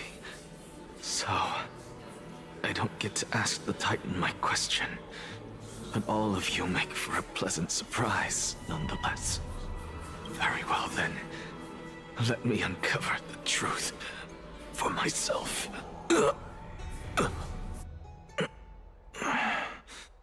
Did I still fail to make it in time? So, I'm back here again. I can hear it. I hear it from the depths of the tides, behind the closed doors of the Void World. This time, the voice is a lot clearer than before. Since we've come this far, let's just wait.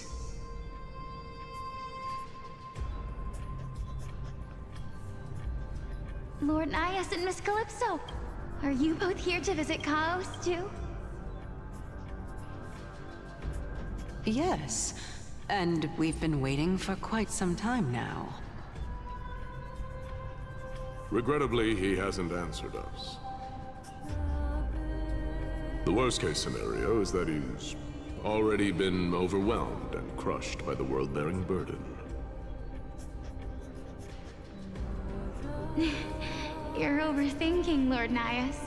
I can still sense Chaos' soul in the area. And besides, we both know Chaos' nature. A deliverer like him wouldn't fall so readily, much less give up on all that he holds dear. Isn't that so? Yes, I have faith in him. That reminds me. Why are you making this trip alone, Polixia? Oh, my sister needs more time to make sure the flowers are fine.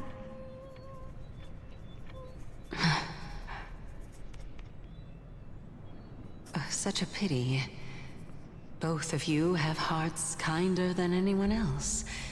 Yet you are born only to take over Thanatos' divinity. Everything that I see and hear this time has left me shaken to the core.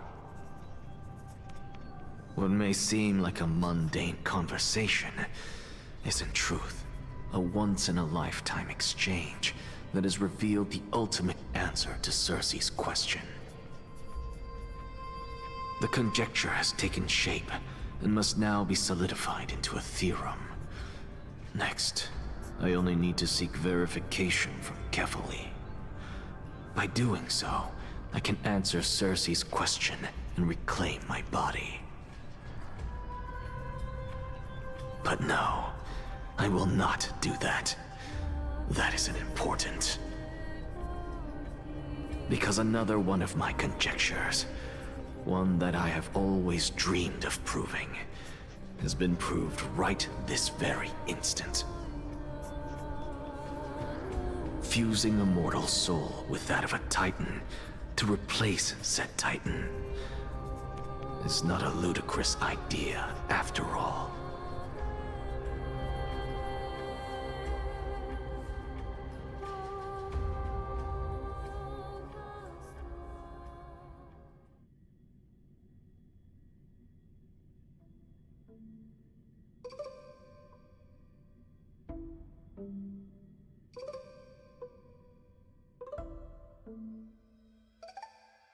What are you thinking about?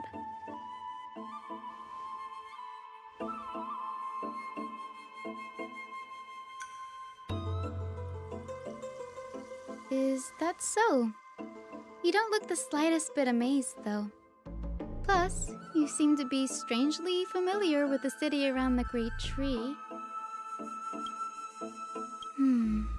Events of the past, huh? I was also a child when I looked up at Circe's. I stood at this very spot back then, imagining the day when I could climb to the top of this tree. Because I would be the closest I can be to the sky at that spot. Don't read too much into it. I mean, can mortals even hope to reach Aquila's realm? They're restricted. You get what I'm saying, right, Denny? But there will always be people who dream of soaring towards the sky. It's just... I never thought Gray would meet with something like that before we set off.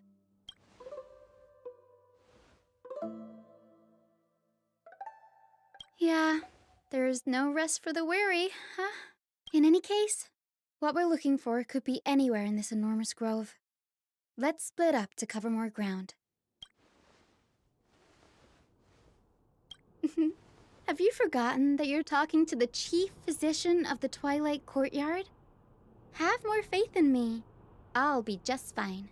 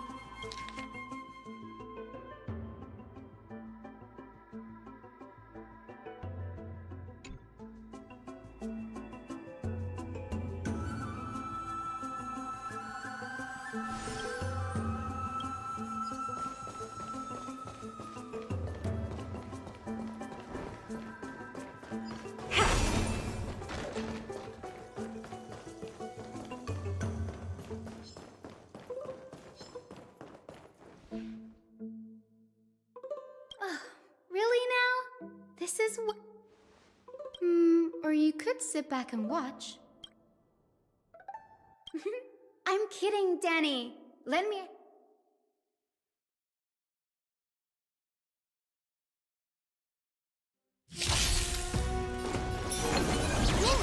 What are you looking at?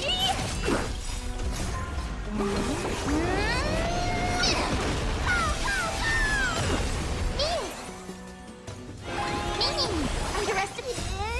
Are you the West Wind? Away we go! Time to twirl! Time to twirl! Open sesame.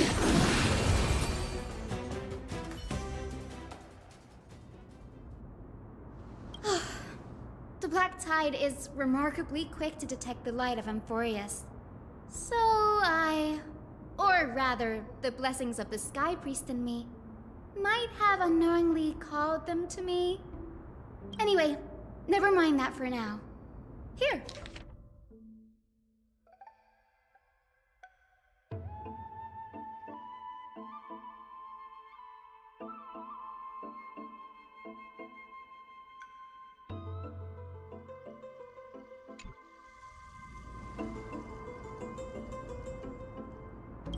This is new. I didn't know... might is an understatement. Anaxa has yet. It is also this very blasphemer that Circe's favors.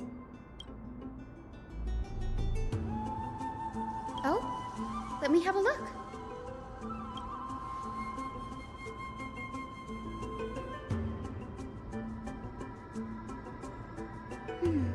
By the looks of them, these scrolls... Sure, go ahead. Anaxa often says that every failure brings us one step closer to the truth. Perhaps, to him, the crash of the sky ship carries a different interpretation. The firmament is not impenetrable.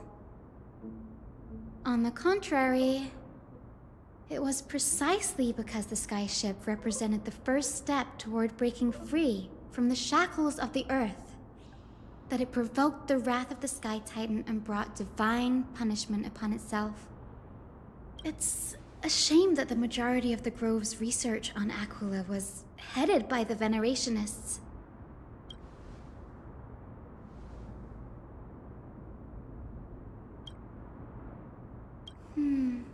That's what I'd like to know. What are these experiments he's involved in? Even I, the assistant lecturer, know next to nothing about them. I have a bad feeling about this. The manuscript was supposedly then hidden here. Nice? No need to hold yourself back, Danny. You can just tell it like it is. Their behavior was no different from bandits.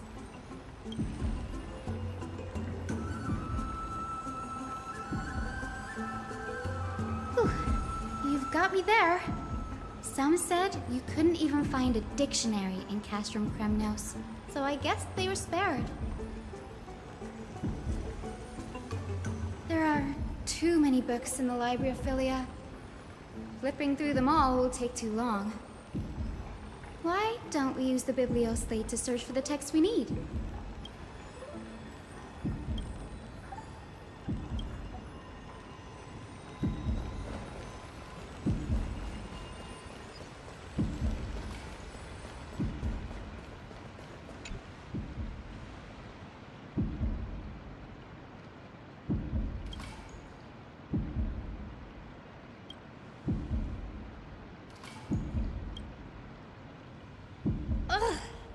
It's so dusty in here.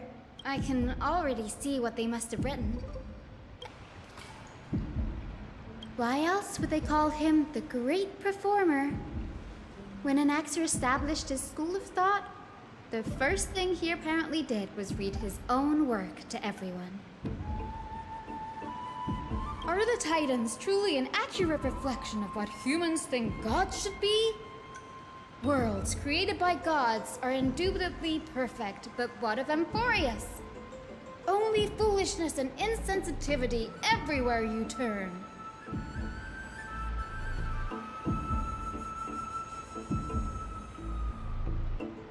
They marched him straight to the seat of judgment before he could finish.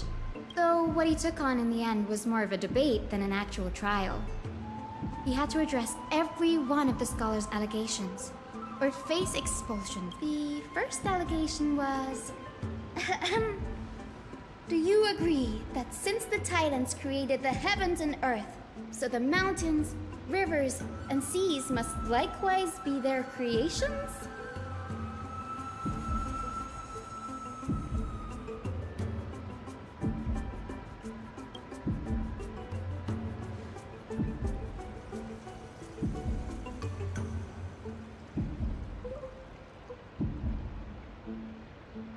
Anaxes said the same thing then. Needless to say, his critics didn't take kindly to his answer, so they followed up with a second allegation. You claim to be studying souls, yet you are, in fact, defiling them and committing acts condemned by the gods. Do you admit it? Anaxa always wears an eye patch, never removing it, even when alone. Every being in the world owes their safekeeping to Kifili. Thankfully, they had no way to prove it. One by one, Anaxa engaged in wars of words against those who would challenge him. It was only after a brief silence that he answered. I have never denied that titans are meant to be noble constructs. Yes, I'm not sure how that controversy. By the way, this stack of complaint letters, I'm talking about Anax's alchemy lab. It's a well-kept. Even the administrators of the Library of Philia, with the grove in this state.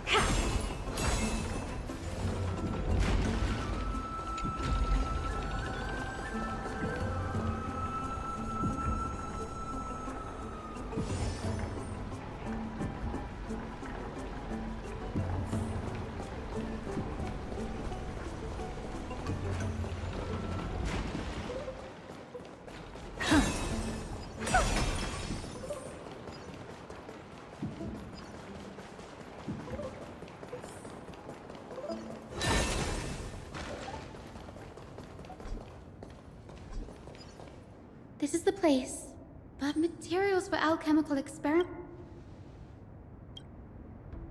No. Huh?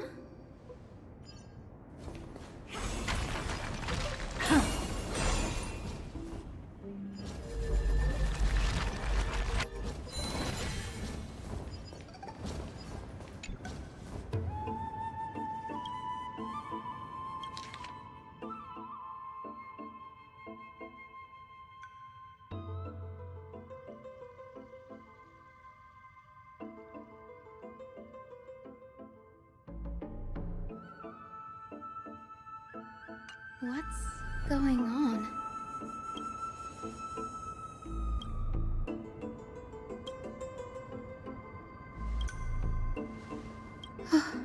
Danny, look at this.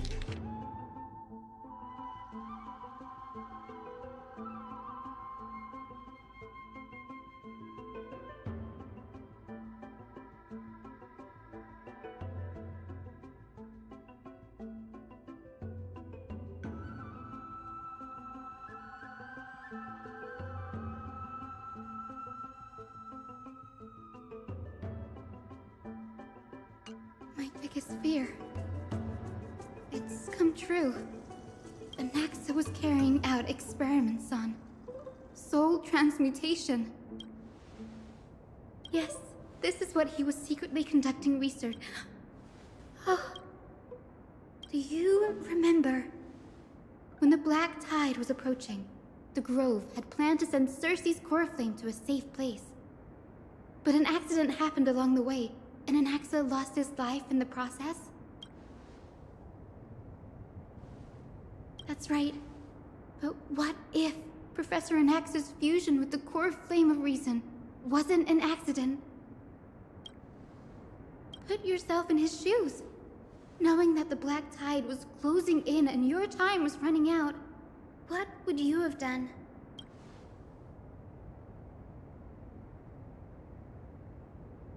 Exactly.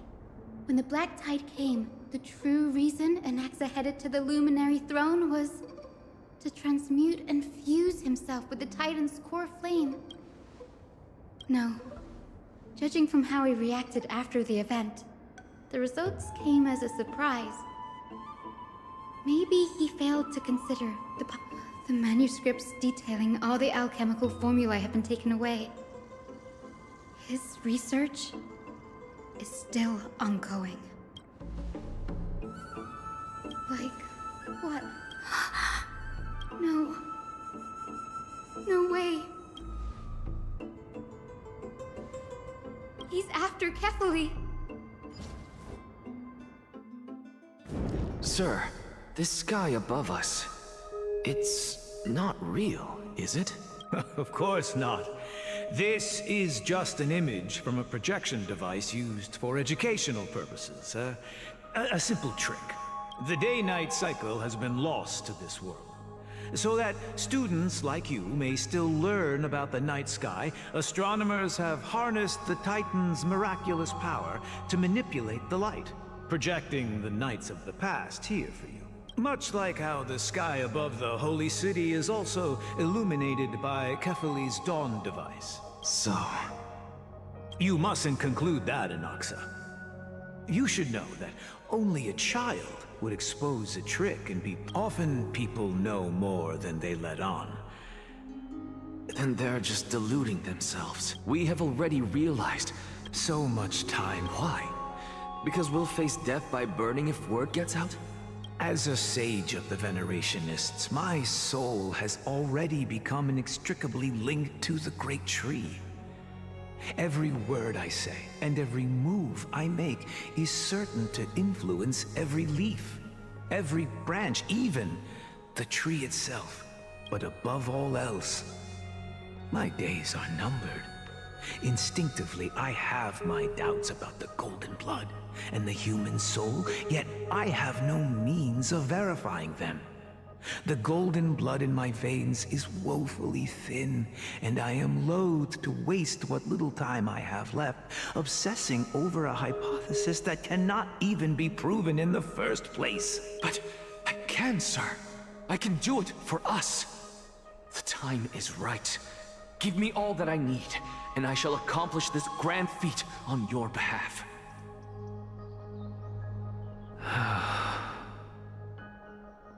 You're right. I shall do just that. In the next meeting of the sages, I will spare no efforts fighting for the rights you deserve. Go. Establish your own school of thought. Find out what we are. Become the one who conquers the ultimate truths of the world. Child of humanity, you didn't go to such lengths for an audience with Kefali. Just ask him a few questions. So, you figured it out. If I were as foolish as a Dromus, perhaps I'd throw myself down and prostrate before their greatness, begging for the gods' prophetic wisdom. Well, sorry to disappoint, but I'm no Dromus. Alas, I am a human, standing tall on 2 feet, possessing both intellect and pride. Before such power, does it make any difference whether you're a human or a Dromus? I'm sure you're familiar with the story of the Styxians. When the raging waves threatened to swallow them, they didn't just give up and become sitting ducks. No. They constructed a dam that kept the roaring tide at bay, chaining down the mad Fagusa. They call me a blasphemer, Circes. But that doesn't mean I deny the existence of gods. It's just... as I see it, Titans are simply a force that mankind has yet to find a way to tame. Oh? If power that rivals the Titans is what you crave, why not conform to the prophecy and brave the trial? Why stop at harnessing the power of the Titans when I can do so much more? The source of life is what I wish to grasp, to understand what makes up the soul, and to learn what we really are. Thanks to you, I've had the chance to personally verify, in more ways than one, that the soul indeed ceases to exist in death. But where there is death, there is life. And where there is an end, there must also be a beginning. How then is a soul born? That was the only unknown variable left in my calculations. And by the sound of it, you have already formed a conjecture. No, I have already drawn a conclusion. In my journey unto death just now, I finally saw the answer with my own eyes. Professor Anaxa, I'm here. Her life hangs by a thread. I must ask you to refrain from taking any unnecessary steps. Of course. I'll bring this to a conclusive end, and give you the answer you so desire. However, in accordance with the principle of equivalent exchange, I must also demand from you what I need. As you wish. Don't you care to know what the price might be? It's a matter of uncovering the truth about the Death Titan and her survival.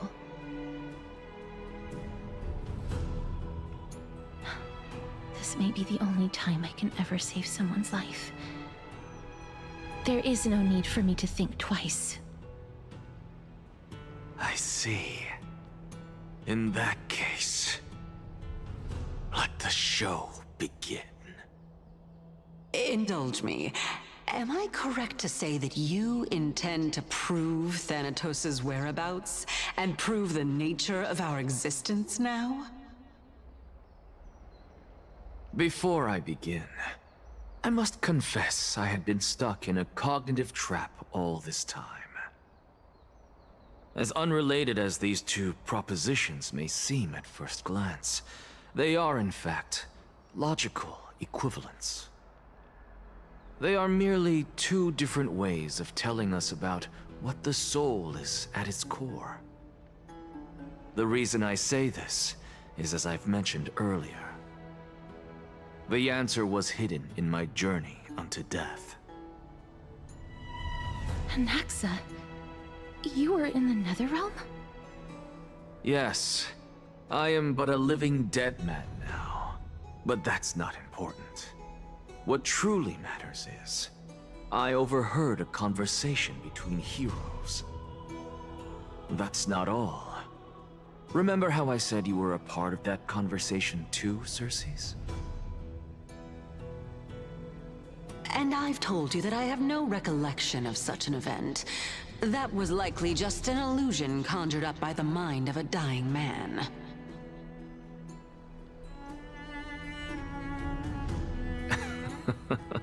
Of course you would remember. Because that wasn't you.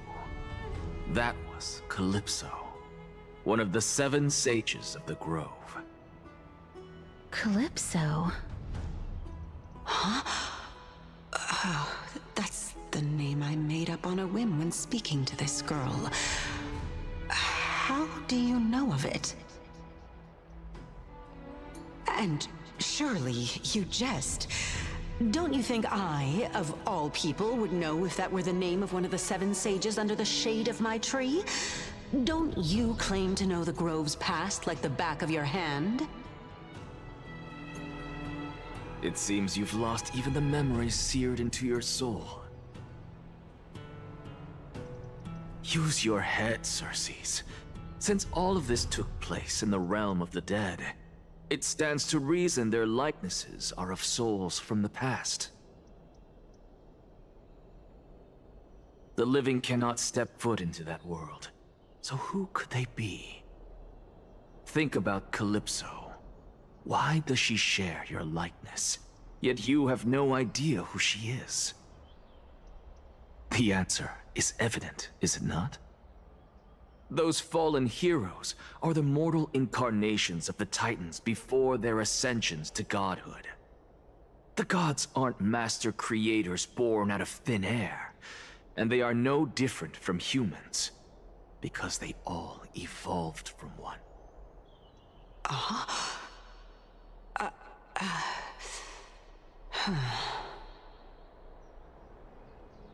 Does this answer disappoint you? Yes, because you've answered nothing. If I truly was once human, as you claim, then where do the children of humanity come from? Even on the off chance that you speak the truth, this brings us no closer to grasping Thanatos' whereabouts. How are we to find them? I knew you would say that. But it matters not. I know what I'm doing. Actually, why don't we have this supreme being standing before us tell us everything? You can revive a Titan? Humans cannot return from the dead. Neither can gods. But all we need to do is look at this from a different perspective, and the problem will resolve itself. The solution is simple. Just like what you did to me. If I'm reborn as Kefali, I can rebuild the world and all within it as they once did. Simple, is it not?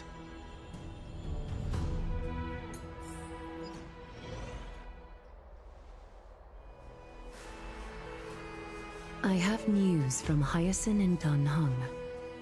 Anaxa might be trying to do something with Kefali's divine body. Kefali? But what could Anaxa want? Is the Council of Elders going to sit around and let such a sacrilegious act unfold? That is not possible. He is indeed the great performer, capable of fooling anyone and everyone with his tricks. I'm sorry. No need for guilt, for this is good news to us. The Council of Elders has found themselves a traitorous ally. Anaxa's ambitious desires will be something we can exploit. What we should be doing now is to keep our eyes peeled for whichever trickery Kynus is up to, and react accordingly to thwart her plans. Being Akima's political center, the Demigod Council holds just as much significance as the Vortex of Genesis. Someday, after my duty is over, this site will take the place of the battlefield where you hunt gods. Become the next challenge you ought to overcome. Till then, it's best to get used to this place as soon as possible.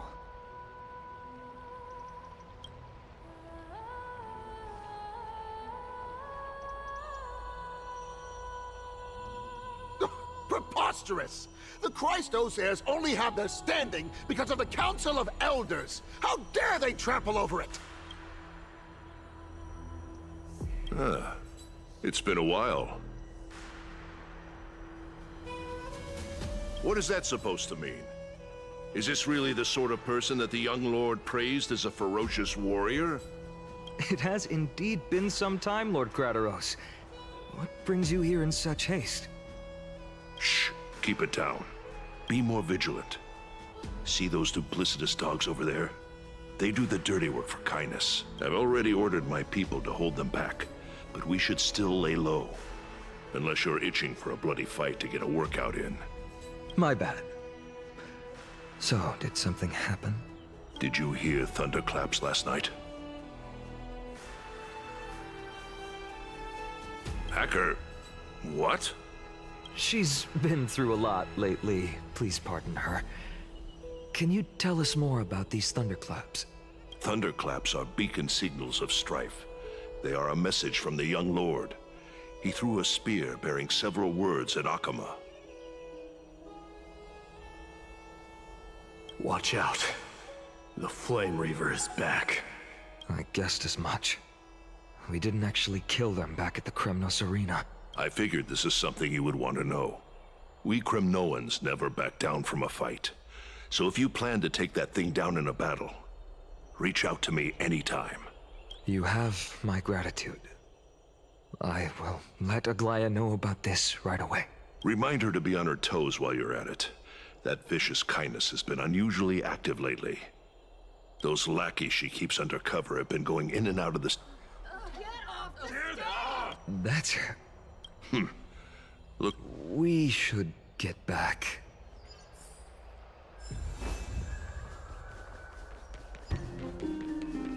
By Catholic into Lenten above, as the Theoros I have observed. Aglaya! What? I know about the poisonous fangs of that king snake through the golden threads. In the past...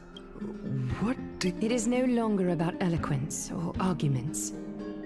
I have been a demigod for far too long, that I hardly have any humanity left. Before I realized it, I have become no different from these hypocrites. This has come a lot sooner than I expected. But... Yes, this is my... It is far easier for the Council of Elders to fool many than just fool one person. There is no glory in winning this debate. But that makes having respect for humans so much more priceless.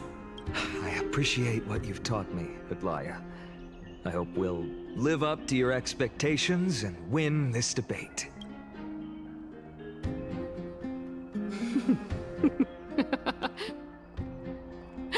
Oh, you've done well, Lord Calictus.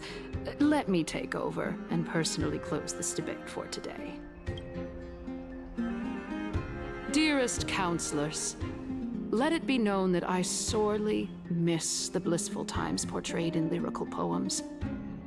Back then, yet, in the present, people from all over are forced to leave their homeland to seek refuge in the holy city, where they hope to rest under Kefali's protection. All of us have long been in the same boat, with no way out of this plight. We didn't have a choice in the past, but now, the Council of Elders brings to the table a new possibility. All I have left is one question for you. Would you rather strive toward the unheard of Era Nova, or return to the prosperous Era Chrysia of our past?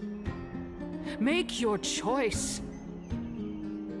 Now, which of the two would lead mortals to an ideal future?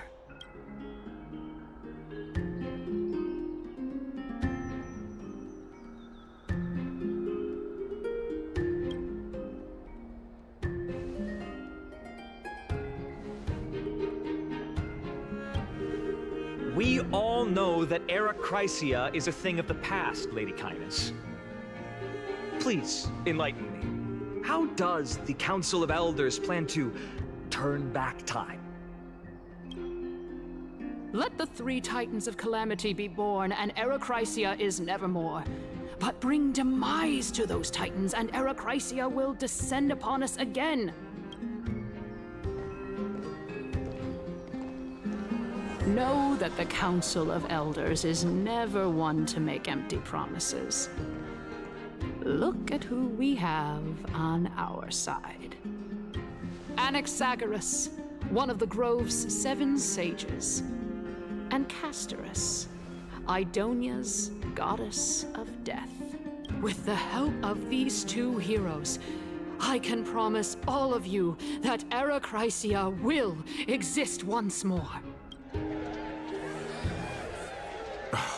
Aren't they Chrysos heirs? It's clear from the start that these heroes do not get along well in their group. All the more proof that Aglaya isn't fit to speak on behalf of every Chrysos heir. I am in favor of Era Chrysia.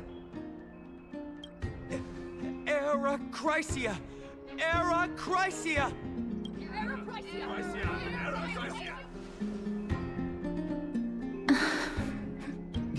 Castorus?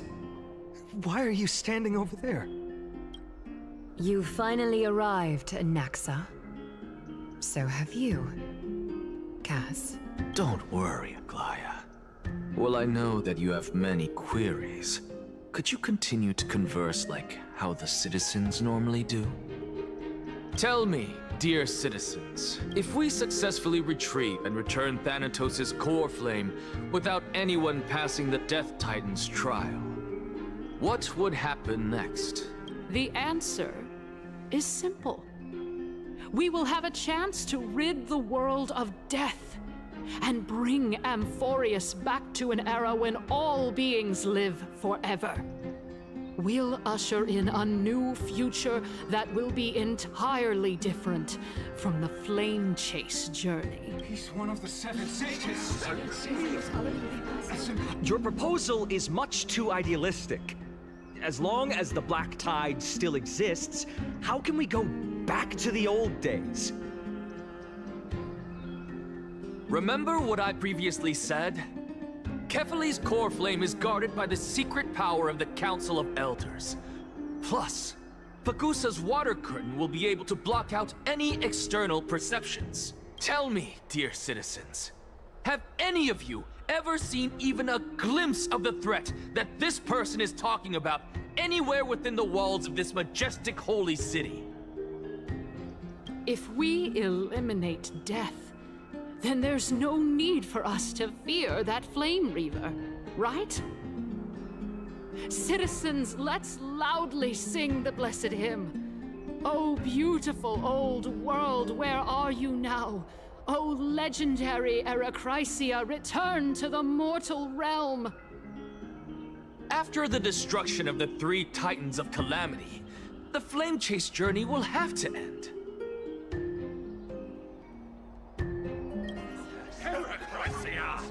Yes! Yes! This is bad. The masses are now totally riled up. Anaxa, pray tell. Everything that you've mentioned hinges on the premise that we can find Thanatos' existence, right? Thank you, Lady Aglaya, for still caring about this city. However, dear citizens, we are truly fortunate and blessed. For Castorus, Idonia's goddess of death, will surely find Thanatos under my guidance. What?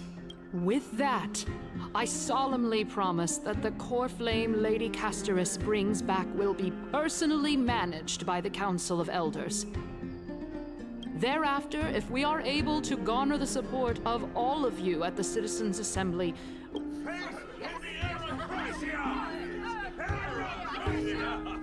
with the balance shattered, the result is clear.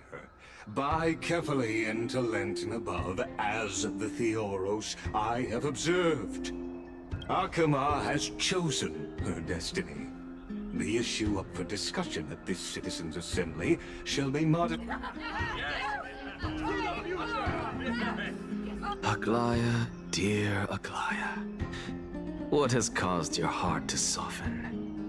You also don't seem to be as quick-witted as before. Wag your tongue as much as you like. Since the Flame Chase journey has been preordained by the prophecy, our failure has never been on the cards.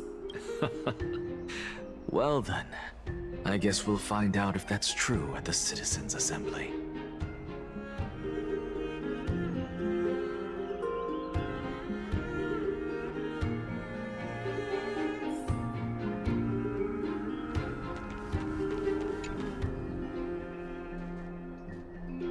Well, it seems that when I sent you to look for Anaxa, I unintentionally facilitated your partnership with him instead. My apologies, everyone. I know that you have many... In that case, please tell us as much as you can. In actuality, he showed me a past that was both long and heavy. The reason I say this is as I've mentioned earlier. The answer was hidden in my journey unto death. Anaxa, you... Yes, I am...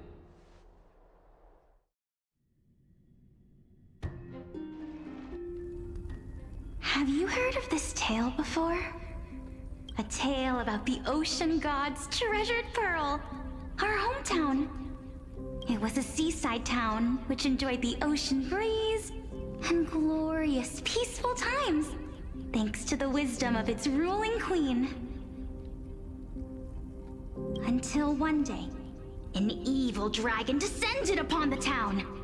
Its wings were large enough to blot out the sun, while its claws were sharp enough to rip the waves apart. It barged into the tall tower and devoured the queen's beloved daughter. It even settled itself in her bedroom, like a tyrant king. The queen assembled 300 warriors who managed to subdue the evil dragon by chaining it up. However, when the queen slit open the dragon's belly, she realized that the princess had long since been digested, and all that was left of her was a pile of bones.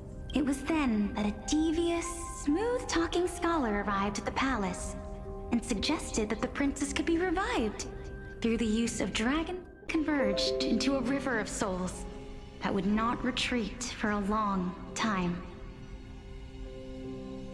The terrifying death had consumed all. Thereafter, our hometown fell into ruin as well. Until? Until? Actually, I don't know. Oh, my. It seems that you still like to whet people's appetites even after all this time, Pelixia. So, according to your story, this is how I used to look? And yet, what exactly? A miracle that I created with alchemy. As for what it is and how I was able to... Oh, my goodness, is... Quiet, Titan. Continue to enjoy this splendid play. And the... Dragon, huh? I've heard this legend before. In that case, what do you think of it? I think that this so-called alchemy was a tenuous analogy added to the story by future generations. After all, you've... Indeed. Before I left home to pursue my education, I never even knew that anybody was looking into this area of study. Therefore, we can just treat this tale as a fable told to young children. A fable, you say? If so, what moral is it trying to impart to the kids? I guess it might be the concept of equivalent exchange? Oh? I thought the moral might be closer to... What? No, I merely realized that we're both thinking of the same principle. Indeed. You flatter me. Why don't I ask you a question as well, as a form of equivalent exchange? Of course. If I imparted my knowledge of the art of alchemy to you, would you use it to resurrect someone you loved? What? What kind of strange question is this? Let's just leave it at that. Yes, I would. Oh? Death is inevitable. In the days to come, I'm certain that someone whom I cherish deeply will leave me for good, if such a mighty power really existed. I think I would use it without hesitation. After all, you, me, and the rest will all have to face that fateful moment eventually. My time is finally here. I am unable to complete the trial. You shall wither, and through that, the dead will sprout again from the remains, and be reborn with the dead flame. It is a pity that fate is such a cruel mistress. Is there no other way of interpreting those words? I'm afraid that the meaning is clear. Between my sister and me, I'm afraid that the prophecy might even have selected a pair of twins for this exact purpose. Fortune makes fools of us all. My sister is prepared to sacrifice herself. And yet, how absurd. What should we do? Since Chaos is willing to guide all of us and leave this trial to the end... That's right. Don't allow the fog of an Trial, prophecy, the top... But these three people must not have left their names in the epics. Otherwise... Amphorius's history before the Titans were born was complete chaos. Is that not strange by itself? I have long held 3 hypotheses about this. However, let's continue watching for now. Calypso, Polixia, and this warrior.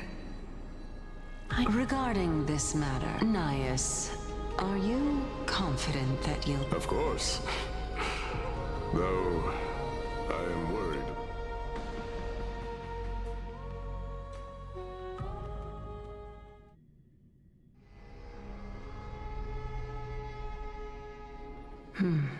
Looks like you have made up your mind. Yes, this is the... Completely separating courage, honor, tenacity. Please, young lady, witness my fall and demise. I do not understand.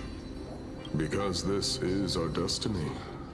The power that resides within me is so... And furthermore, a valorous death before glorious return has always been the path I chose to walk.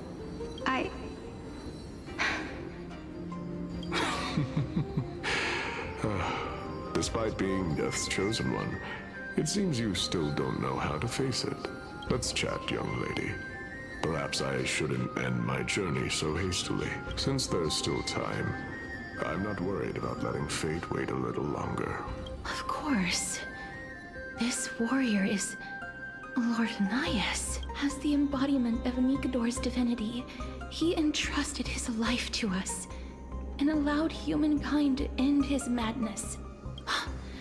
That means that what I'm currently seeing before my eyes is in fact... Looks like one hypothesis of mine has already been proven true. These heroes are the true forms of the Titans, before they attain their divinity. If so, the chosen one of death that he speaks of is actually... Polixia? Is the previous form of Thanatos? But her appearance... If this is true, as long as we can find out where she went, we'll naturally be able to figure out the location of the Death Titan. But before that, we first need to witness...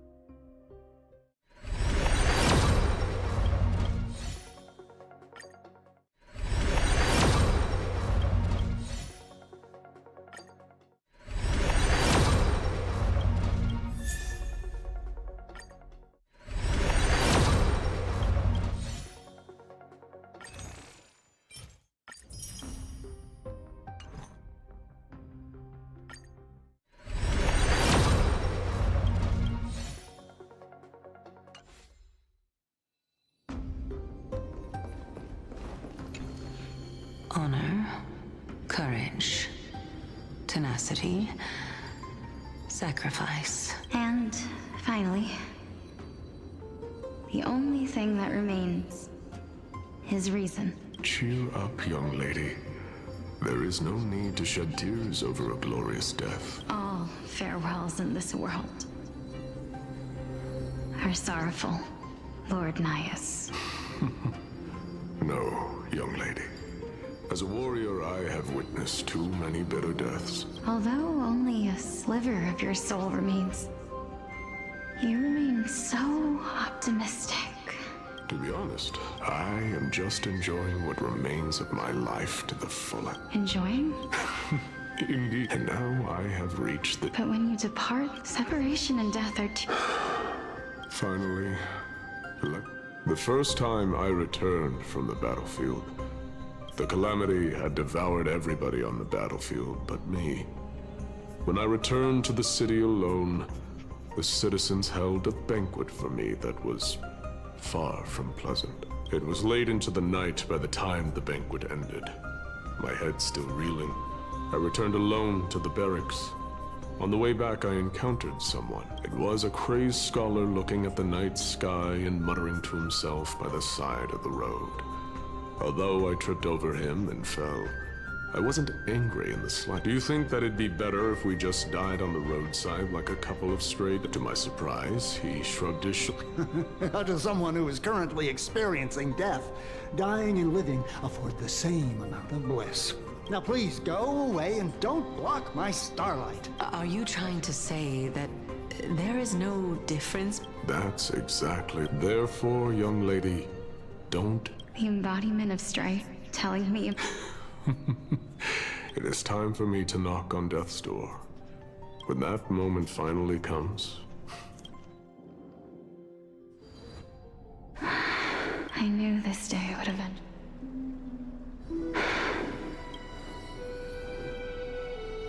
Are the both of you ready? Mm-hmm. Polixia, I'm here. What? This... This is quite interesting indeed. Is this...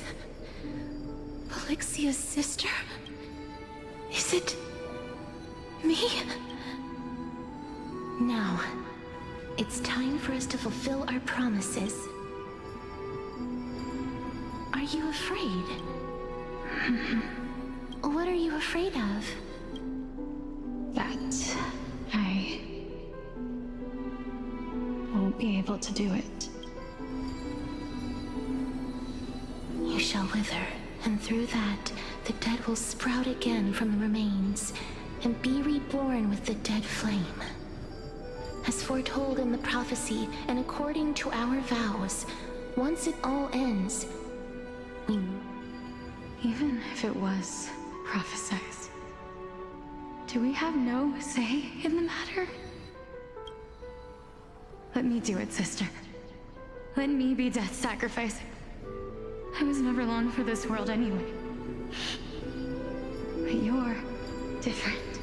I was the one who wasted your life after all. You're wrong, Polixia. I don't think that my life was wasted. Just the opposite.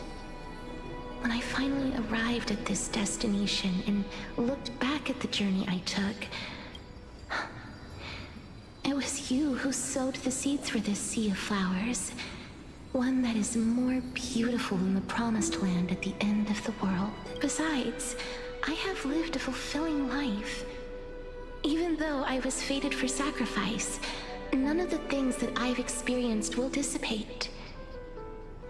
Instead, they'll forever live on as memories inside your head. Will they not? How could my memories of you ever compare to the actual you? Well then, tell me, what exactly are we?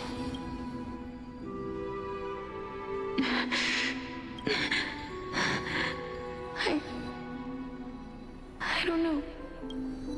I don't know either.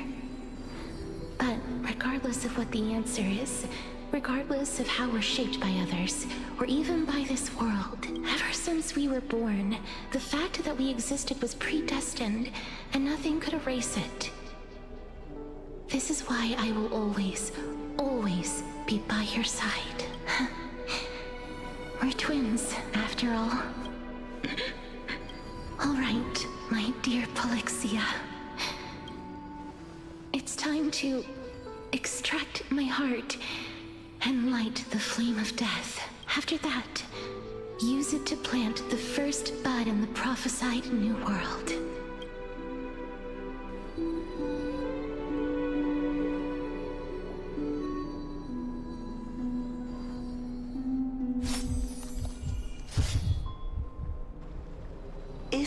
imparted my knowledge of the art of alchemy to you, would you use it to resurrect someone you loved? Death is inevitable. In the days to come, I am certain that someone whom I cherish deeply will leave me for good. If such a mighty power really existed, I think I would use it without hesitation, even now. This is why, sister, I promise you, in the prophesized new world, I shall plant the first bud on your behalf. Go now. Return to the ocean god's treasured pearl, our hometown. I shall open wide the entrance to the nether realm and grant you a second life. The living beings on this earth shall respond to my call and lead you to the sacred daylight. Remember, do not look back on the land of the dead, and do not stop moving. As for the price of our equivalent exchange. Everybody, we've come to the end. Unfortunately, I am not compatible with the Supreme Being, so I was unable to completely fuse their soul into my own body.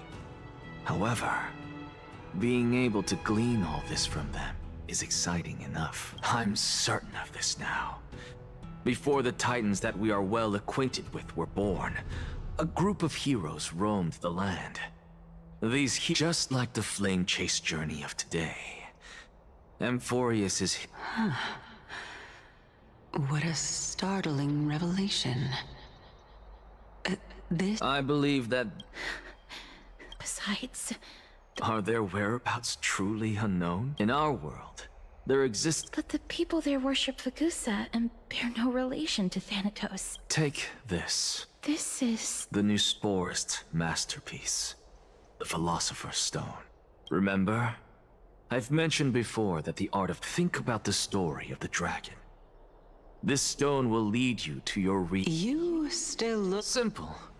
I shall merely admit to the entire world that my experiment was a failure. However, my line of thinking will not fail, because I have already planted the seeds of doubt into the hearts of the masses. Actions speak louder than words. I've already searched for so long, but before I leave... That was the world imprinted in Kefali's soul. If we are to prove its existence, you must... I understand. Hey, child of human... Don't get antsy. I still remember the question you posed to me. As a scholar, I do not wish to offer up ambiguous conclusions. Let's discuss... I merely wanted to ask, was that stone transmuted from your heart? If so, rebirth is no longer an option for you. Why not? When I was a child, I lost someone dear to me. When I was a teenager, I lost my faith. A while back, although you saved my life, I also lost my soul in the process. Now I'm merely forsaking my body. Why are you always finding ways to die? Isn't it good to be alive? This is but a necessary sacrifice on my path to transform into the purest of them all. Can someone who's dead even claim to be the purest of them all? No, it's just the opposite. If my hypothesis is correct, it means that I can actually ascend to godhood and reshape.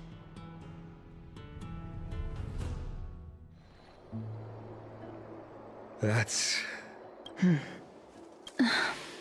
Lady Aglaia, you know that the core flame of death has always been the greatest unknown regarding the Era Nova, which is why both you and Kynus desire to gain the power to control that. Professor Anaxa has come to a consensus with Kynus.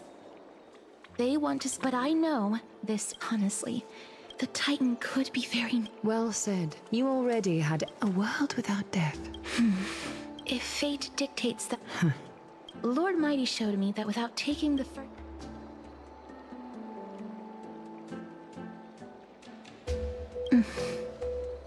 I have always hoped to hear you, Styxia. Go. Oh, Castorus. I hate to put a damp if Styxia is now an island surround. The answer is quite simple. In the myths, Zagreus once made the domain of the dead, and if they could do that, I'll see you at Memorial Palace at Action Hour.